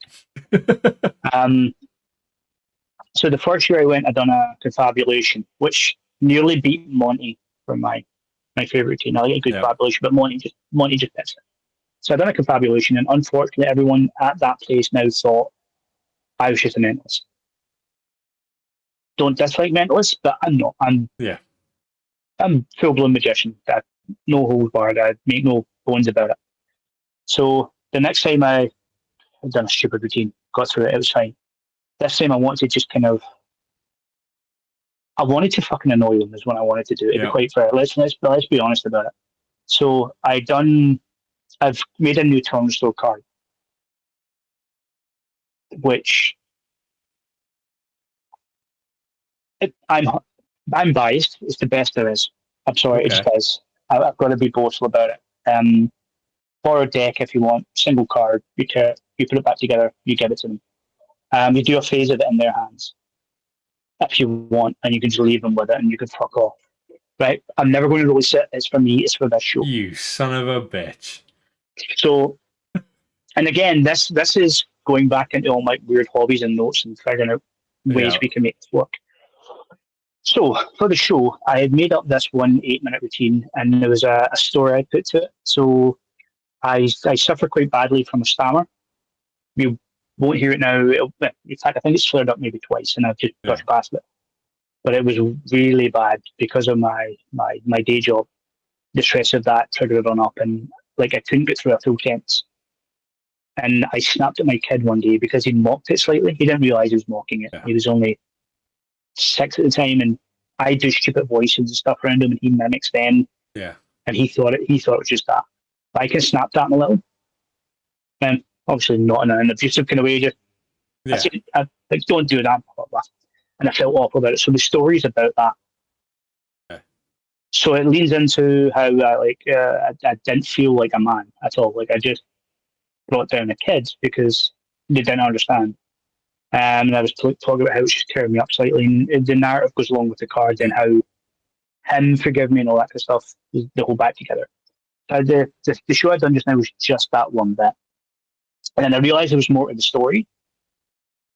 And there's a couple of other things I could do narratively and magic-wise to extend it slightly. Yeah. So I started working. I'd done that main bit for 4F, and I had that in my back pocket ready to go. Then I started working on the next piece just because it explained the story a bit more. And then once I got this, it's the needle routines, I move into the phobias and that kind of thing in the story. And again, the stories are all real. It's just plucked from my little weird life. And I talk about phobias, and it's the needle routine I do on thread. And it moves on and it moves on. So I was working on that just as a little weird side project. And I was enjoying the scripting side of it more than I was the magic, because it was nice to take a story of something that I maybe fucked up on and figure out how I'd fixed it, and then tell the story and maybe show other people, look, it's you're fine, like you're going to fuck up and things. As long as you can understand what you've messed up on and fix it, you'll be fine. Life will move on. So it was nice to kind of figure that out. But I went and done that the first routine at 4F, and I think it was the first time. In fact, the people I travel with, Pete and Neil, it was the first time they'd actually seen me do like a full scripted thing. And it's most certainly the first time that the people in this room had seen me do a full scripted thing. Yeah. And I think that year I was the first unprompted standing ovation in the place. And it's a room full of people that you... Big names, yeah. Like freaking Eric the Campus refused to let me go off the stage without hugging me after it. It was a weird one. So it was at that point I was like, so this whole thing has got legs. I need to run with it. I'd be an arsehole if I didn't. So it's now became a full show. But the scripting side of it's what I've enjoyed most. Don't get me wrong, I always enjoy figuring out new ways to do magic and putting it in there. But the storytelling side of it now, it's kind of scratching an itch more for me, weirdly. So yeah, it's all I've done is just choose stories of hardship that I've had, figure out how to fix them, or how other people have helped me fix them, and just I can praise them a bit and the story and just telling it that way, basically. Again, it's what makes people unique. People are the culmination of their stories and their life experiences. So why would you not use that to influence what you're doing? That is you. When you go to the Fringe, it's so disarming when you walk in and go, hey, how you doing? Here's a card trick. Oh, 6 cards. I went to a shop and the guy's like, "Can you do that trick with the 4?" "Oh no, here's a trick with the 6." Figure out a fucking narrative that fits you for that. Yeah. Because that story doesn't mean anything anymore. It's never going to mean anything again. Yeah. It didn't mean anything at the time. It's just a part of putting that fucking stupid trick so they could sell it. Take the routine, figure out a narrative that suits you, and you can make it a bigger thing. Like, let's look at on that first part of it. Let's look at that. I take a card, cut it into 4, put 2 pieces back together, put 1 piece in their hand and say, "Here you go." That's now back together in their hand. Take the last piece, put it back together, hand it to them, and let them fuck off. That's all that, magic wise, that's all that is. There's nothing there. That's you could get that done in 40 seconds. With the scripting and the story on this, don't get me wrong, the story that I tell has got a bit of an emotional hook to it that helps, and it almost nearly makes me cry because then it's instantly believable. It should be, it's a true story, obviously, but it gets them in on it. That was 8 minutes, and that was me cutting it down slightly because I realised I'm running time here. I mean, it's in the show so that I did 10 minutes, but that's because it leads into the next routine as well. Yeah.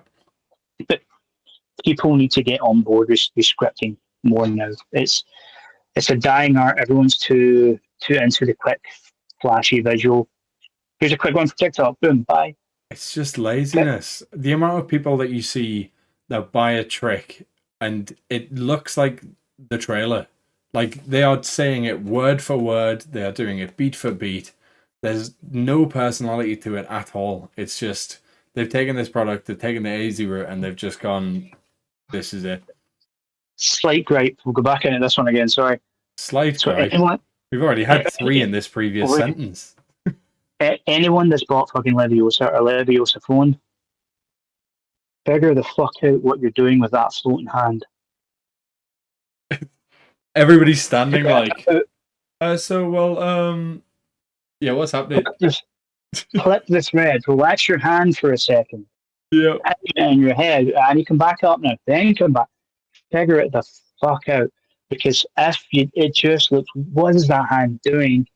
The amount of videos I see of people, especially on the phone, going like down to it and catching, and yeah, it's weird, man. No one has so you can adjust the timing on these things. Yep.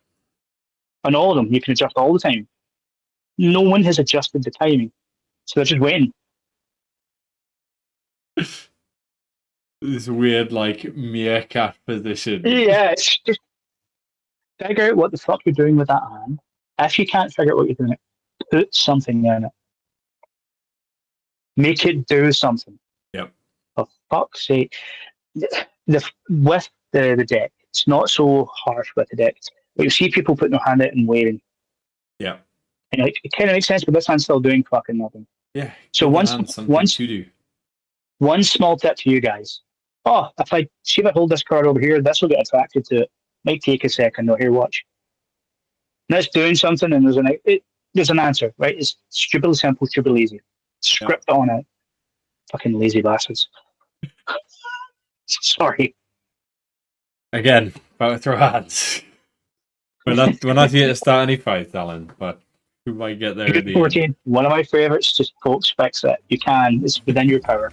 Just a quick interruption before we get into the next question. Obviously, with this podcast comes a ton of recommendations from guests of either books or tricks, and logically I turn to MAGICBOX. Not only do they usually have exactly what I need, but I can get it the next day. Plus, Graham and the team really know their magic, so if I have any questions or queries about a product, they're ready to answer over the phone or email. And as a bonus for you listeners at home, you can also grab 10% off with the code PATCT. Just head to magicbox.uk.com and use the code at the checkout. Anyway, I just wanted to share that. Now back to the episode. We are going to hop into, I'd say, one of our new segments. It's now been in the show for like 5 or 6 episodes. It's our annotated ERDNASE section, in which we're going to have a look at a performance of you, and we're going to analyze a little bit more in depth sort of how that routine came about, why it came about, and maybe some of the backstory as to what was happening. And for this, we have your Fool Us routine from season 1, if I remember correctly.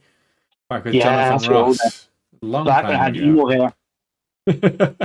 Yeah, so this is going to be a very fun watch. I'm going to shove it a big forehead. No. Right, what I need you to do is, if you could be so gentle as to Just dig in, give them a little mix, and I need you to select out any four you These are the bicycle What a cards that T-Chris put out throwback. many moons ago. Yeah. They were great cards, man. The face size don't matter. In fact, I still have that deck somewhere. 3, 3, and 4. Okay. That's perfect. You know, that very deck. Stand this time. No way. There you go. Right, for the next part, I really should picking the big guy, should I? For the next part, we are going to need to make a table, like a human table. What was I thinking about with that haircut? Part of this, Gonna say you changed so much. from any side you like. If you could grab them, I'll explain what's going to happen. Who would like to do it? Which of the ladies here would like to do This table. I hated this fucking table. Rima, ladies and gentlemen. I'll explain this in a minute.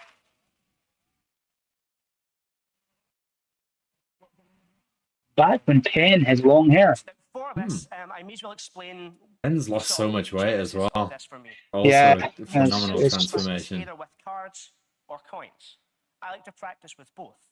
So it is something I carry around a lot. For this, we also need a nice, big, fluffy mat and a nice, big, hard table.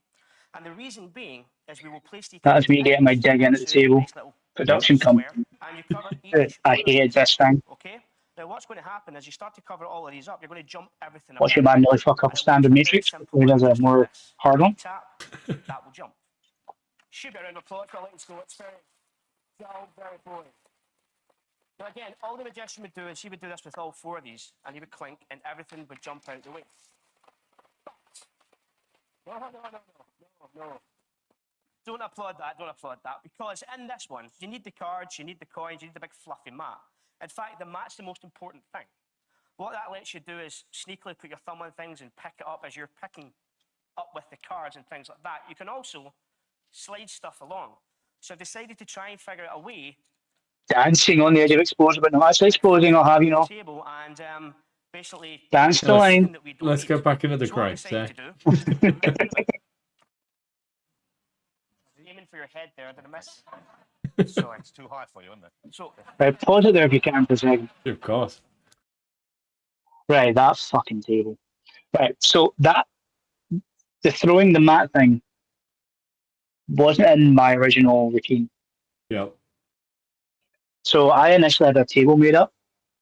It was a nice performer's street table. I was going to do everything on the table, and then at the end say, of course, you need the fluffy mat.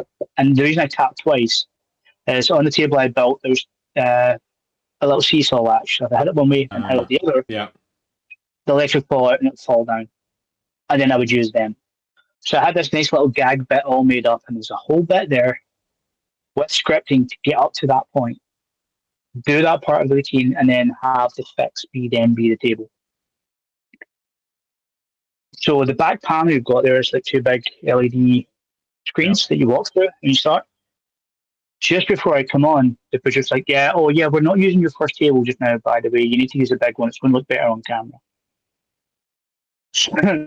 So from the point of getting from backstage, from the back of the stage to the table, I'm sitting there, I need to figure out a fucking script here for this first part. I need to figure out a reasoning to get the mat out of the way. I need to figure out a way to get the mat out of the way that makes sense. So I just lobbed it at his head. But the camera doesn't quite show it, but that fucking thing came close, man. I nearly got him. And the production team lost that fucking table. Really? Never got it back. Fucking vanished and never got it back. So at that point, you can tell I'm slightly rushed. I'm like, you son, because I was trying to figure out what the fuck I was saying and doing. Yeah. But then we get into why I was there. In fact, I'll go over something else in a minute about this, because at the start of this on the walkout, you don't realize you see something, but you see something. Okay. Right? Watch the rest of the routine first, and I'll explain.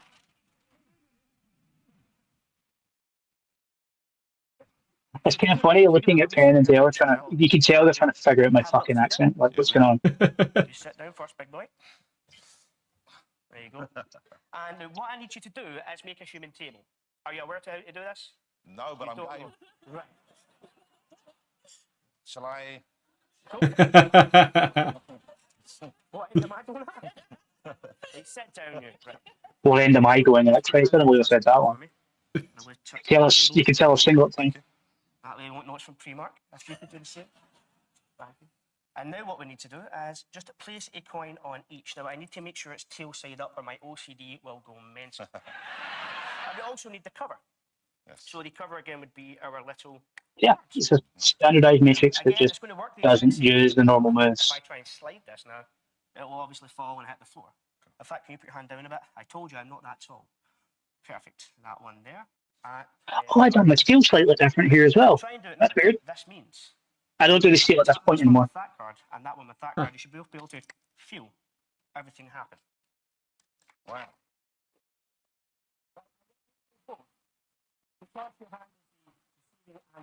Here, we'll try and let you feel both of these. So if you just click, you should be able to feel both as it jumps. Now leaving 3 over here. And for the very last one, let me just try and see if I can do this. You can pop it and it will jump all the way over. Oh, good. Right, so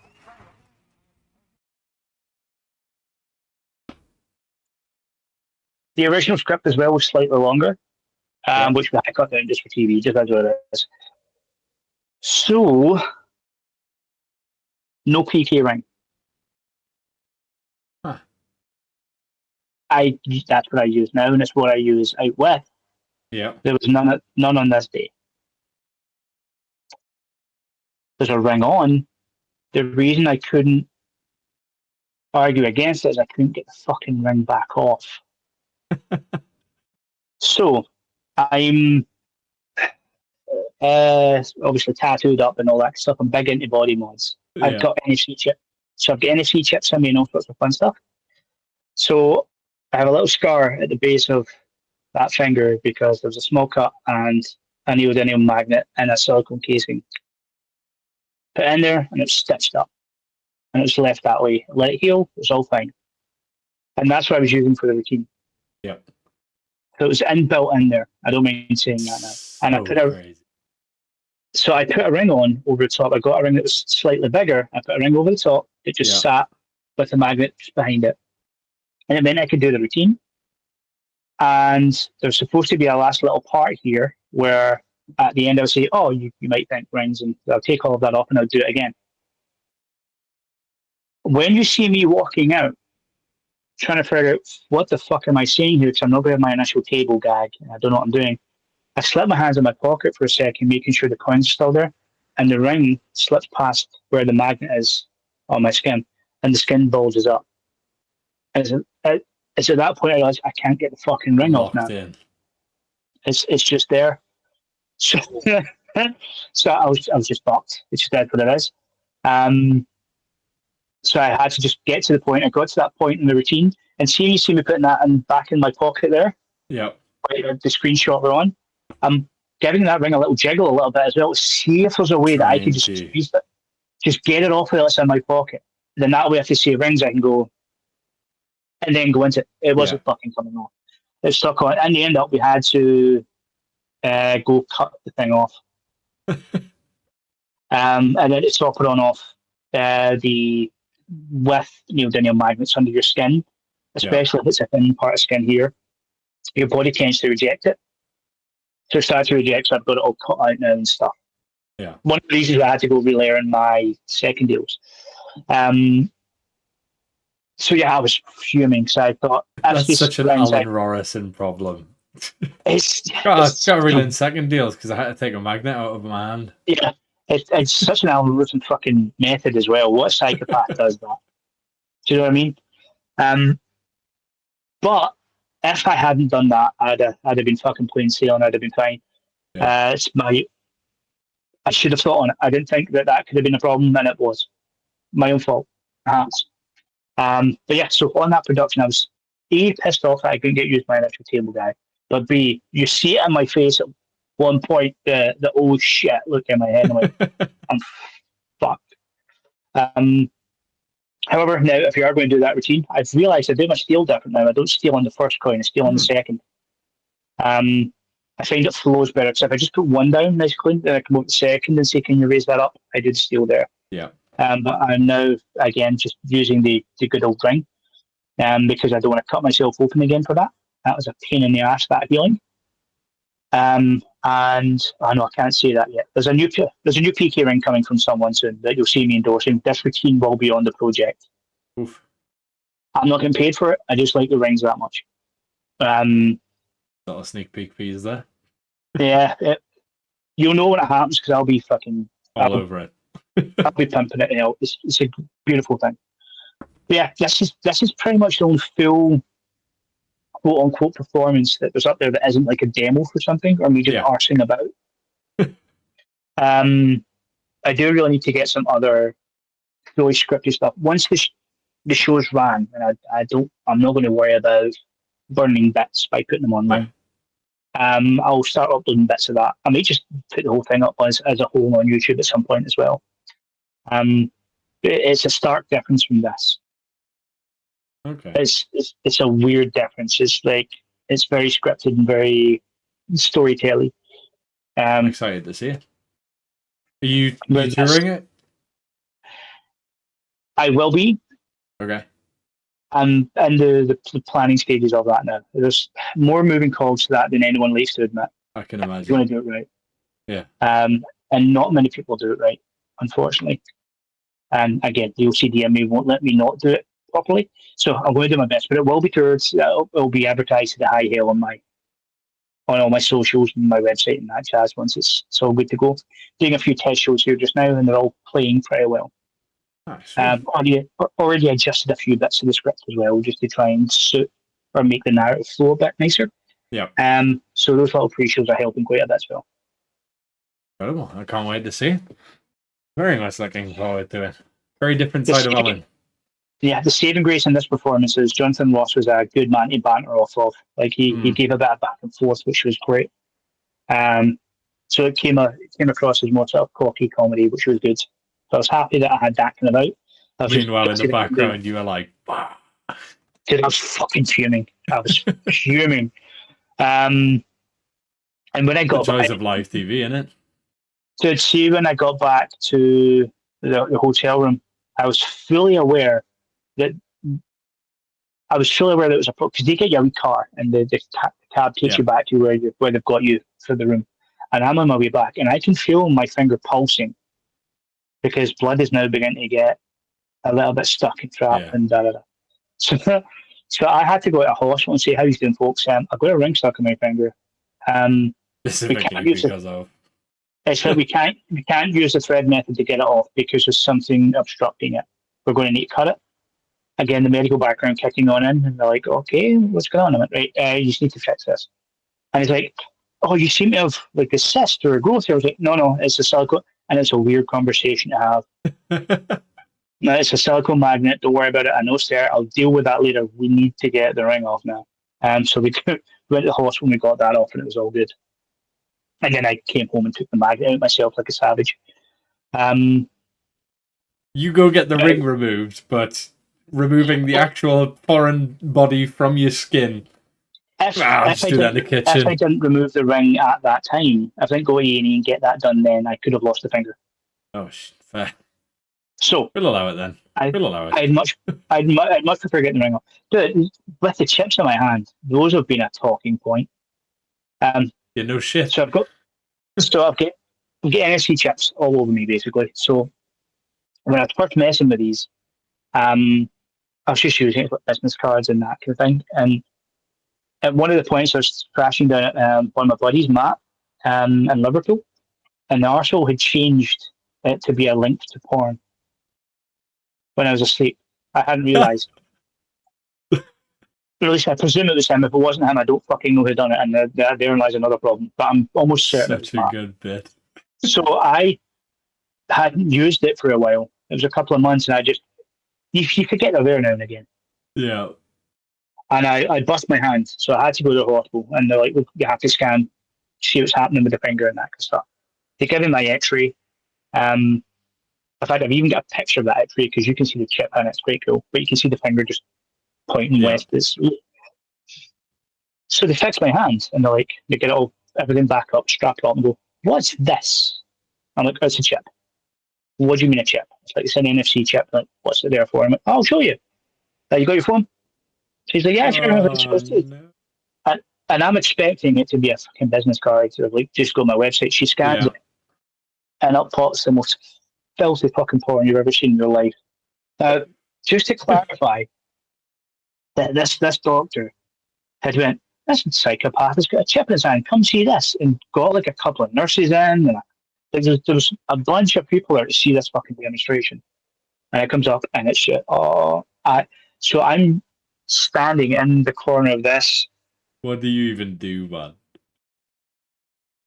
There's no getting out of that. At the time, I hadn't realised. I didn't know the timeline of how this had got changed. So I'm like, what do you say? I'm waiting for the little hole in the world to open up and just let me fall in. There is no way to get out of that situation at Um, all. So I quickly put two and two together. I was like, look, my body has done me over here. So I hear scan this one, they scanned that one, and it took them to a different sort of business card website, Linktree style thing. But that's what that one should be. But I think my body's changed this in my sleep, so I haven't password protected it. And then we all get a good giggle. Big learning curve there. Yeah, but I don't know if they bought it. It's like, so there now everything that's in me is fully password protected because fuck Matt Parrott. I love him. I love him with all my heart. But in all fairness, if he had done this before I had done it, I'd have probably done the same to him. So That's fair. touche, he beat me. Correct. All in fair war. Yeah, fair play. Yeah. So yeah, the magnet came out. I just cut out myself. It's all fine.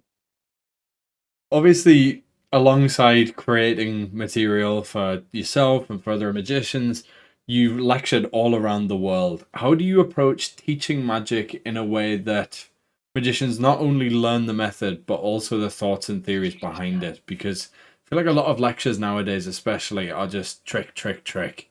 But as we've spoken, you are very much about getting the importance of story, the importance of every single second, your cadence, how you're talking, how you're moving.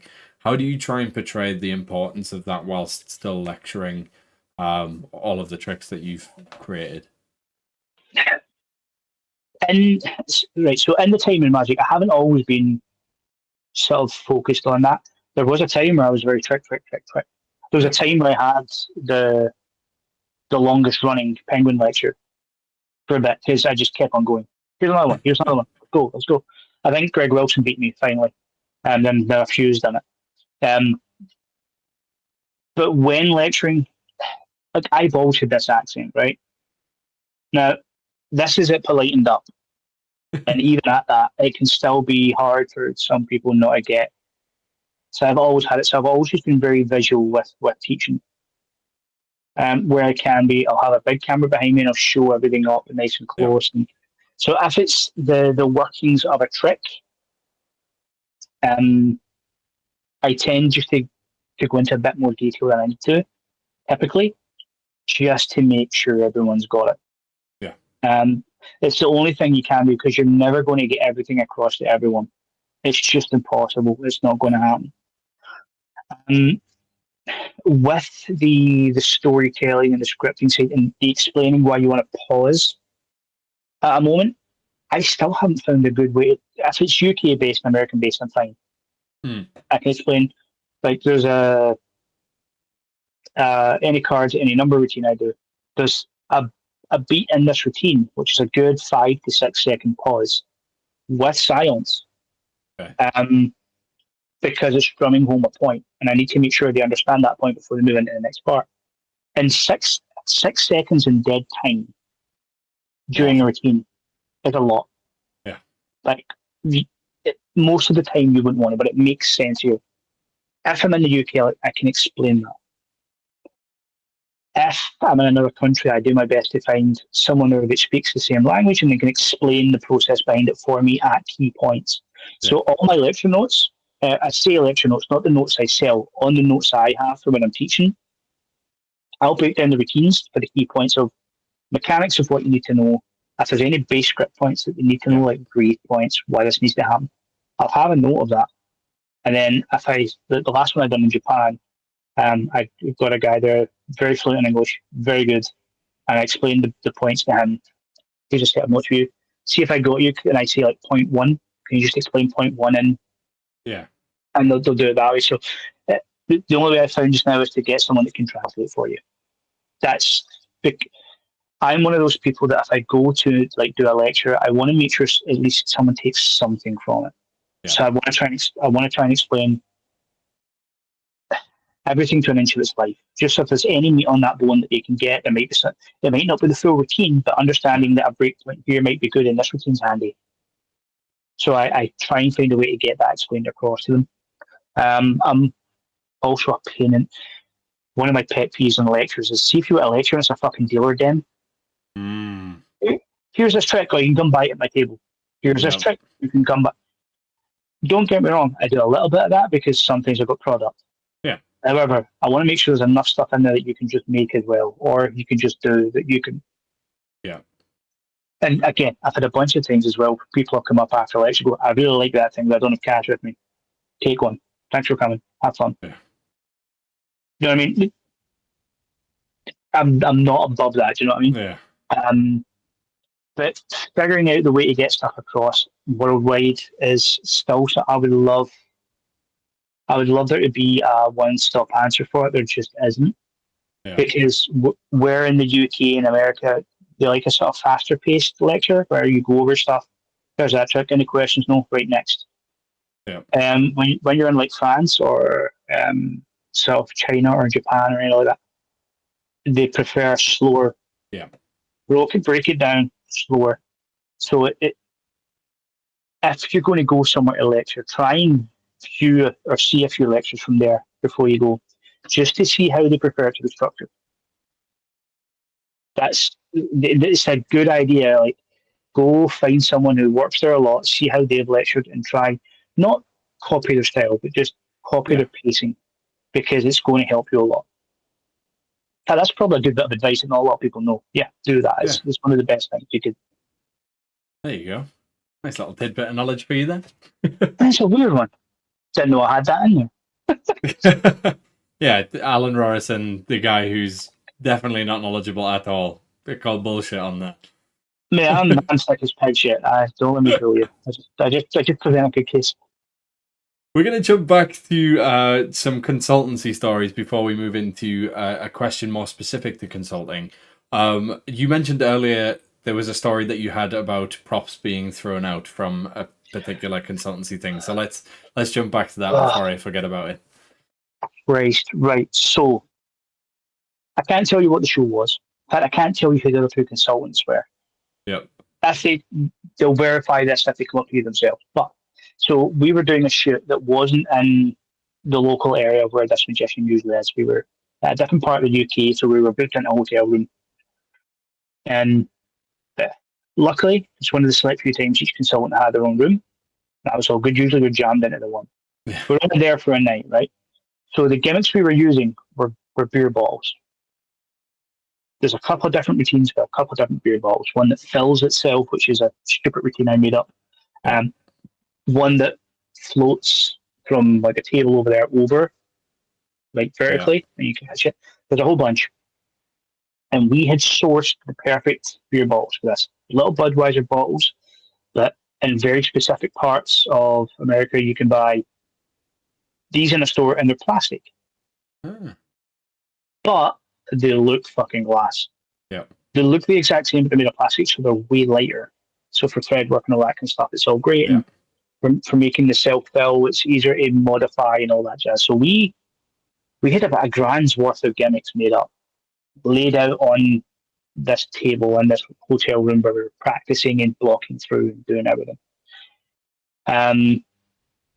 We got there that day. We got everything all set up, made sure all the stuff was there, got it all out, checked it. We went, retted the spot where we were shooting, and came back. And by the time we came back, the maid service had been,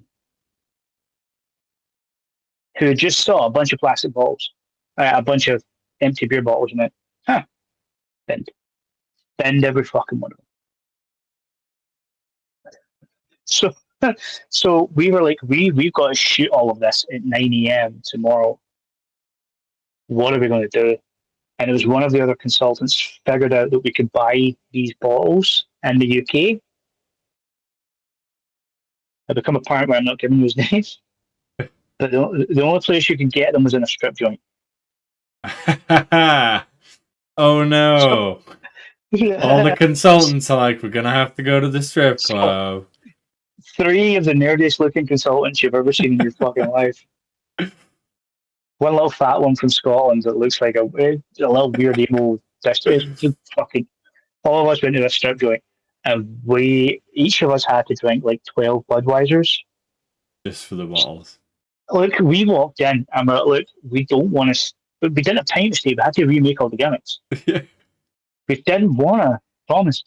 So we got in. But we stayed anyway. Yeah, can we just buy a crate of these? Oh, would they fucking sell us a crate of these damn things? Hell no. Yeah.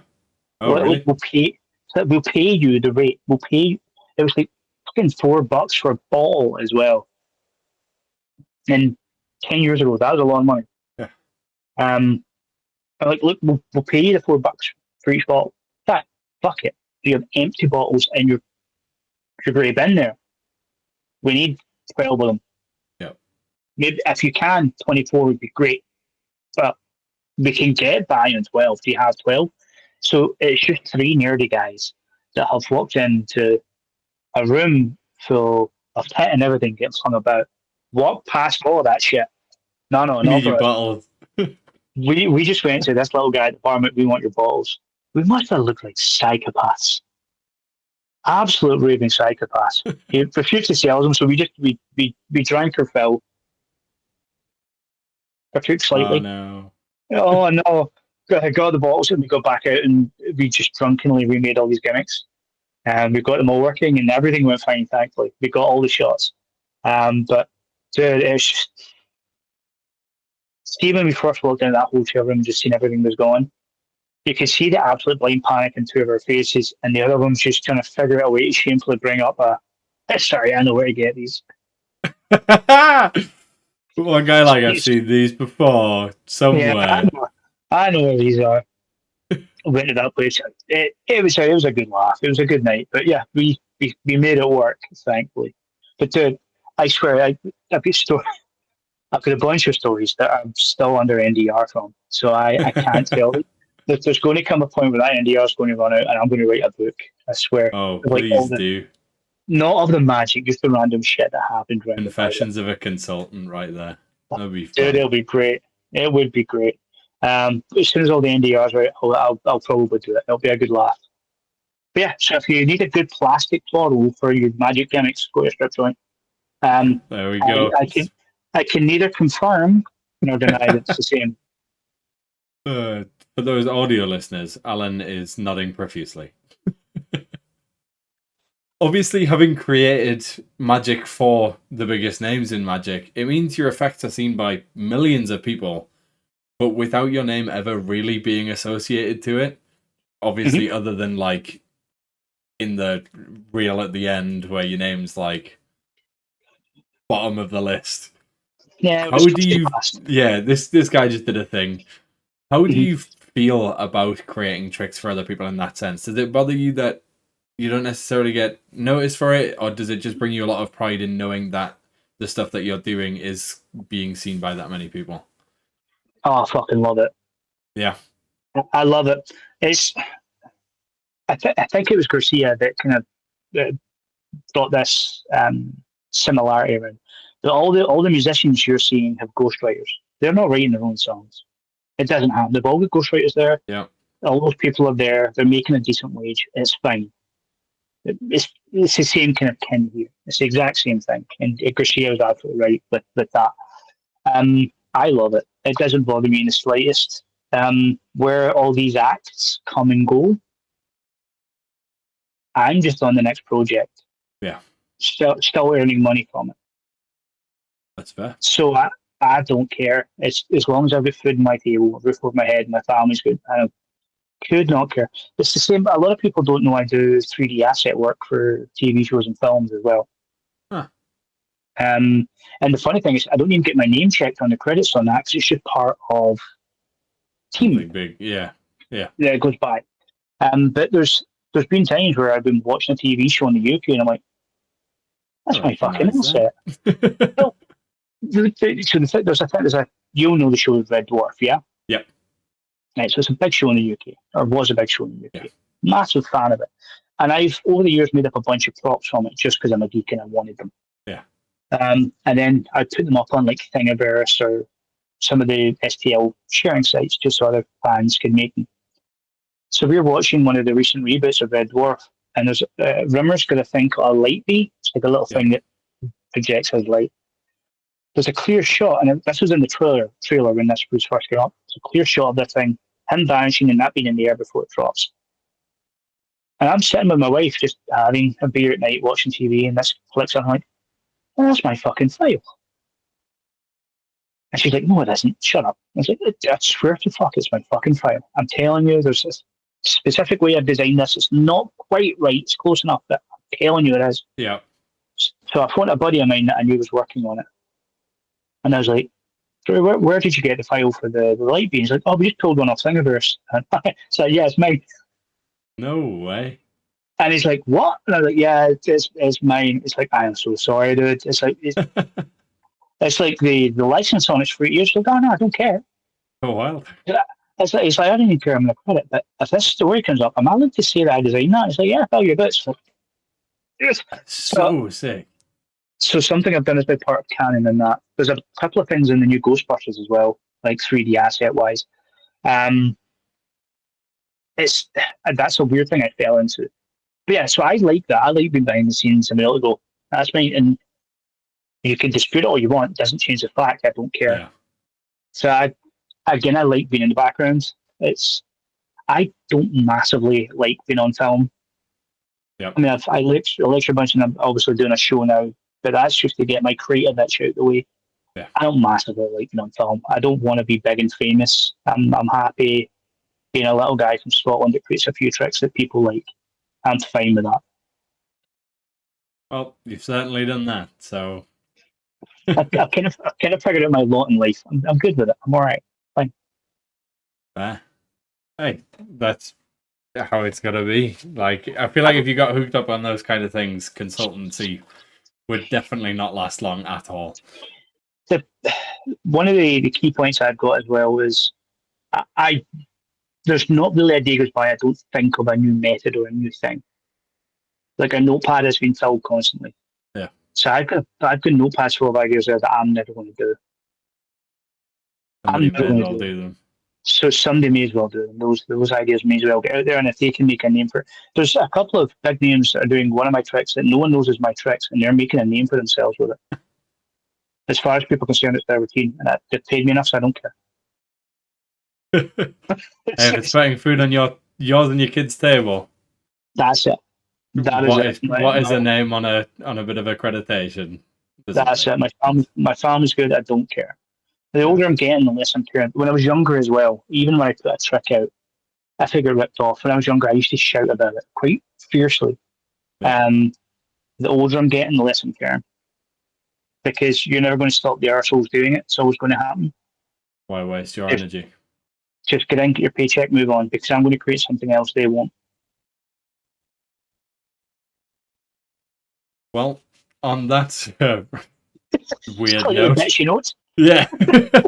We're going to move into our final segment, which is our question deck segment, which is essentially 52 different cards. Each one has a completely random question on. These range from prolific life questions to really random shit. So this could be absolutely anything. The cards are shuffled. You call out stop. We see what the question is. And we rock with the answer. So call out stop whenever you want. Stop. Perfect. And this, the right way up, is your question. If you could perform for anyone, living or dead, who would it be?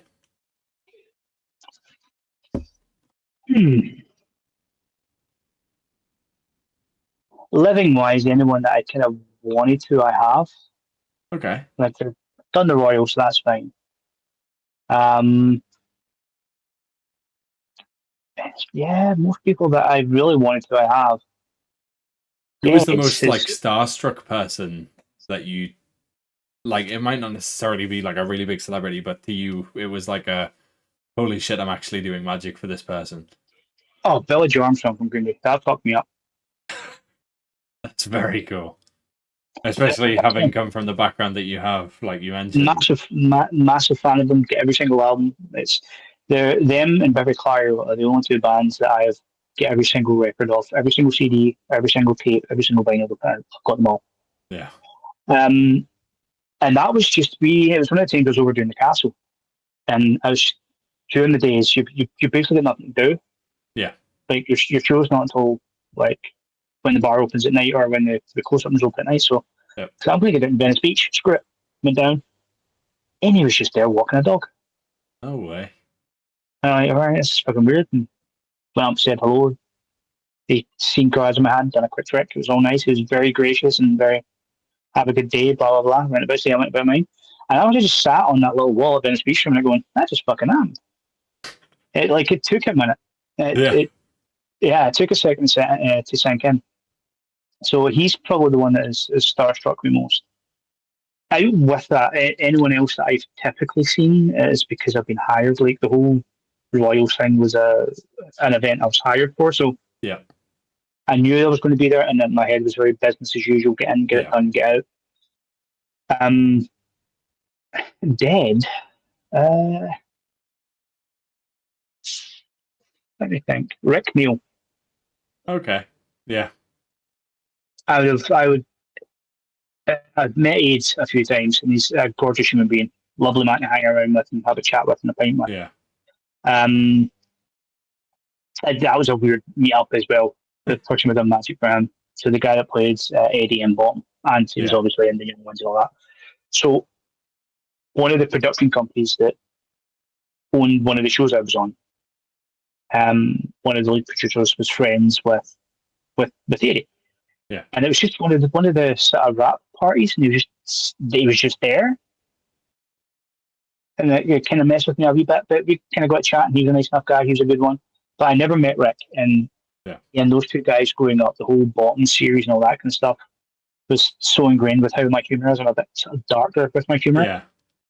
Anybody that really knows me knows that, there's like a WhatsApp group or two that you don't want to be in if you're easily offended. My sense of humour is quite dark, as most people have. Don't get me wrong. Yeah. Most people just don't admit it. And I think Rick was the kind of same way, in a gentle way, and I would have loved to meet him and just not do. How would I word this without again sounding pretentious as shit? Like anytime I do a trick for someone, I'm trying to share. It's my way of trying to share a little bit of what I am. Yeah. This is how I outwardly present myself. You know what I mean? I'm trying to share a little bit of my kindness and who I am and that kind of thing with someone. So I'd love to try to share a little bit of that with him. What do you think you would have done if you had the opportunity? Is there a particular effect that you think would suit both him and yourself?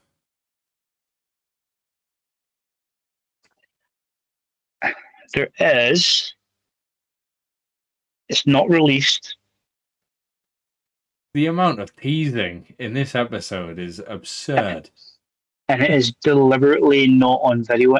Dude, I have got a bunch of routines that I haven't put on video anywhere or haven't released, just because as soon as I do, someone's going to reverse it and it's just going to be fucked. And I've got a core group of things that I don't want to burn too quick. Yeah. It's much like comedy. As soon as a comedian puts a joke up on YouTube or whatever, that's trick done. Everyone's using it. Yeah. It's done. It's gone. So I've, much like a lot of set of magicians in the position I'm in now, I've avoided that very particular there as well. Because again, I'm just a little idiot from a small town that does tricks. But I've got a set of tricks that I don't want to.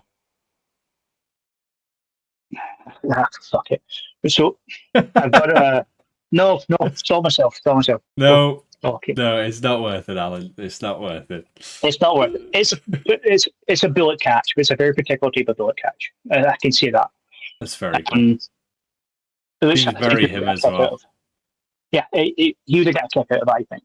Yeah. But he's someone that I'm gutted I never got to meet. And the horrible thing was, I'm kind of friendly in some of the circles that he would have been in. Ah, okay. Do you know what I mean? It just would have happened sooner or later, yeah. Yeah, I'm so gutted. He was a massive hero, growing up. Craig Charles was a good one. He was very out there. I think he might have been slightly enhanced with some plants. He was into it, into the whole magic and a whole different plane and all that kind of stuff. He was a fun one to be Okay. around as well. Ah. Good dude. I like I'm kind of I've had a weird age. I'm trying to surround myself with good, nice people now. Yeah. It's getting harder and harder nowadays, but yeah. So you to answer it shortly, Rick Mail. I would love to have done magic for Rick Mail. Perfect.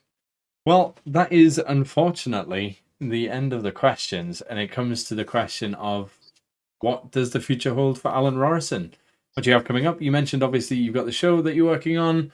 Mm-hmm. Do you have a sort of time scale as to when you're thinking that's going to be it's sort of in the production line for touring? Do you have any projects in the works that you could talk about? So on the show side of things, I'm doing test runs of it now.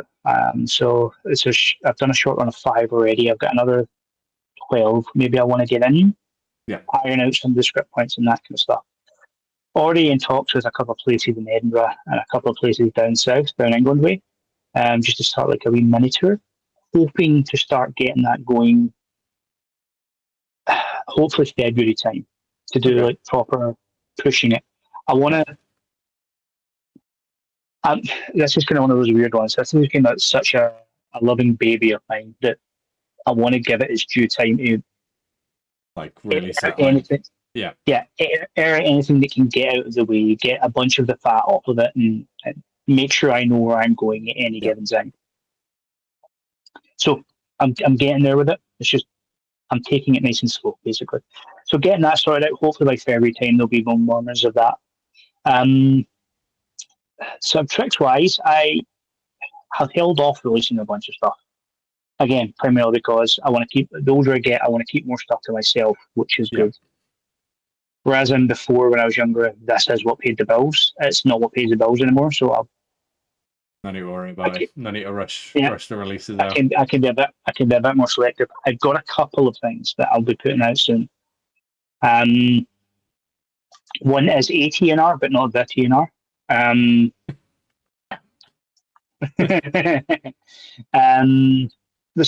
couple of weird ones. Okay. But they're in the pipelines. They're ready to go. I've got my little tic-tac dog thing as well coming. I've got one sitting right here. That's very cute.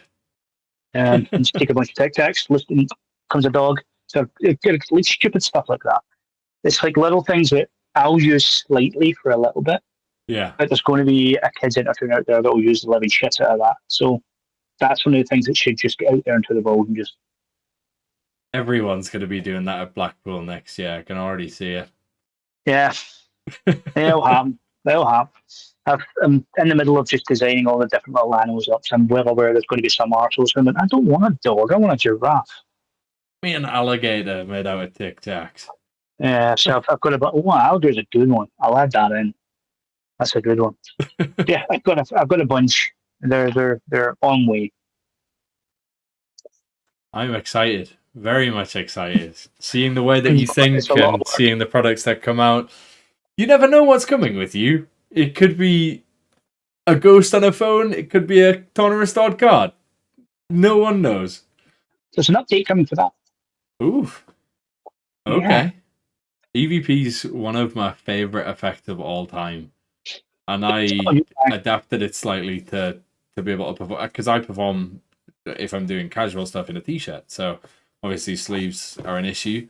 So I adapted a certain methodology so that you could do it completely hands off in front of you, and very nice. I'll talk to you about it afterwards. Well, you don't need to. Once the new one's out, I'll send you one. It does that. Oh, okay. Very cool. Very, very cool. I'm excited. So it's. I can explain this for what it is. I built it. Do I have one on me? I don't. Roll downstairs, right? So I've built it into a very small keychain. Okay. It looks like a really tiny fob. So it can either go into your watch. Yep. Just wireless, and it'll work that way. Or you can leave it on your keys. So typically what I'll do is I'll put the phone. In fact, we need some time on that table. Put my coin down, put your phone there. Do you have any coins? Do you have anything specific to you that spirits might come through for? And put it down. And you just get artifacts around the phone that spirits might get pulled in with. Yeah. And obviously your thing is just right there. Ah, So hidden I've in plain done, sight. yeah, it's don't get me wrong, I still have my original wired prototype. Yep. Still use it. But yeah, this I've got this one set up and good to go as well. I'm currently with this one, so I'm making them all by hand. I'm working my way through getting them all made. It just takes a Yeah. bit of time. Fair play. Fair play. Where can our listeners find you? Where can we keep up to date with all of the incredible things that you're putting out, your releases, what you're doing? Basically tour dates in the future as well. Tour dates and all that kind of stuff. Any of the sort of apps that I make, that kind of thing. Are alan@rorrison.com. Go on there, check out what an app. You guys will like that. It's a wizard with WhatsApp, basically. Okay. Someone names a card, you put the WhatsApp, you say what card did they name to someone, and they tell them that. Fun like that. I'll log into that. I'll send you one, don't worry. I've got a couple of things like that on there. So alanrorrison.com. If it's like you want to see just like all the little stupid videos I put out of tricks now and again.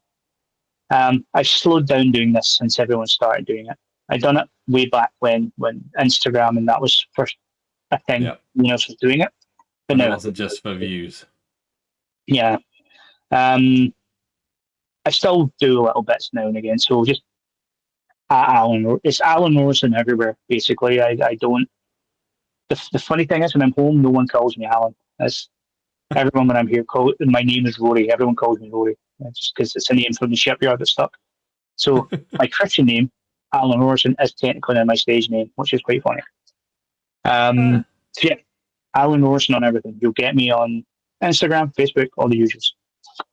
Perfect. Well, it has been an absolutely phenomenal conversation, and thank you so much for giving your time and your knowledge, and of course, some of those incredible stories about stealing bottles from strip clubs and the variety of other crazy shit that you've done and explained this evening.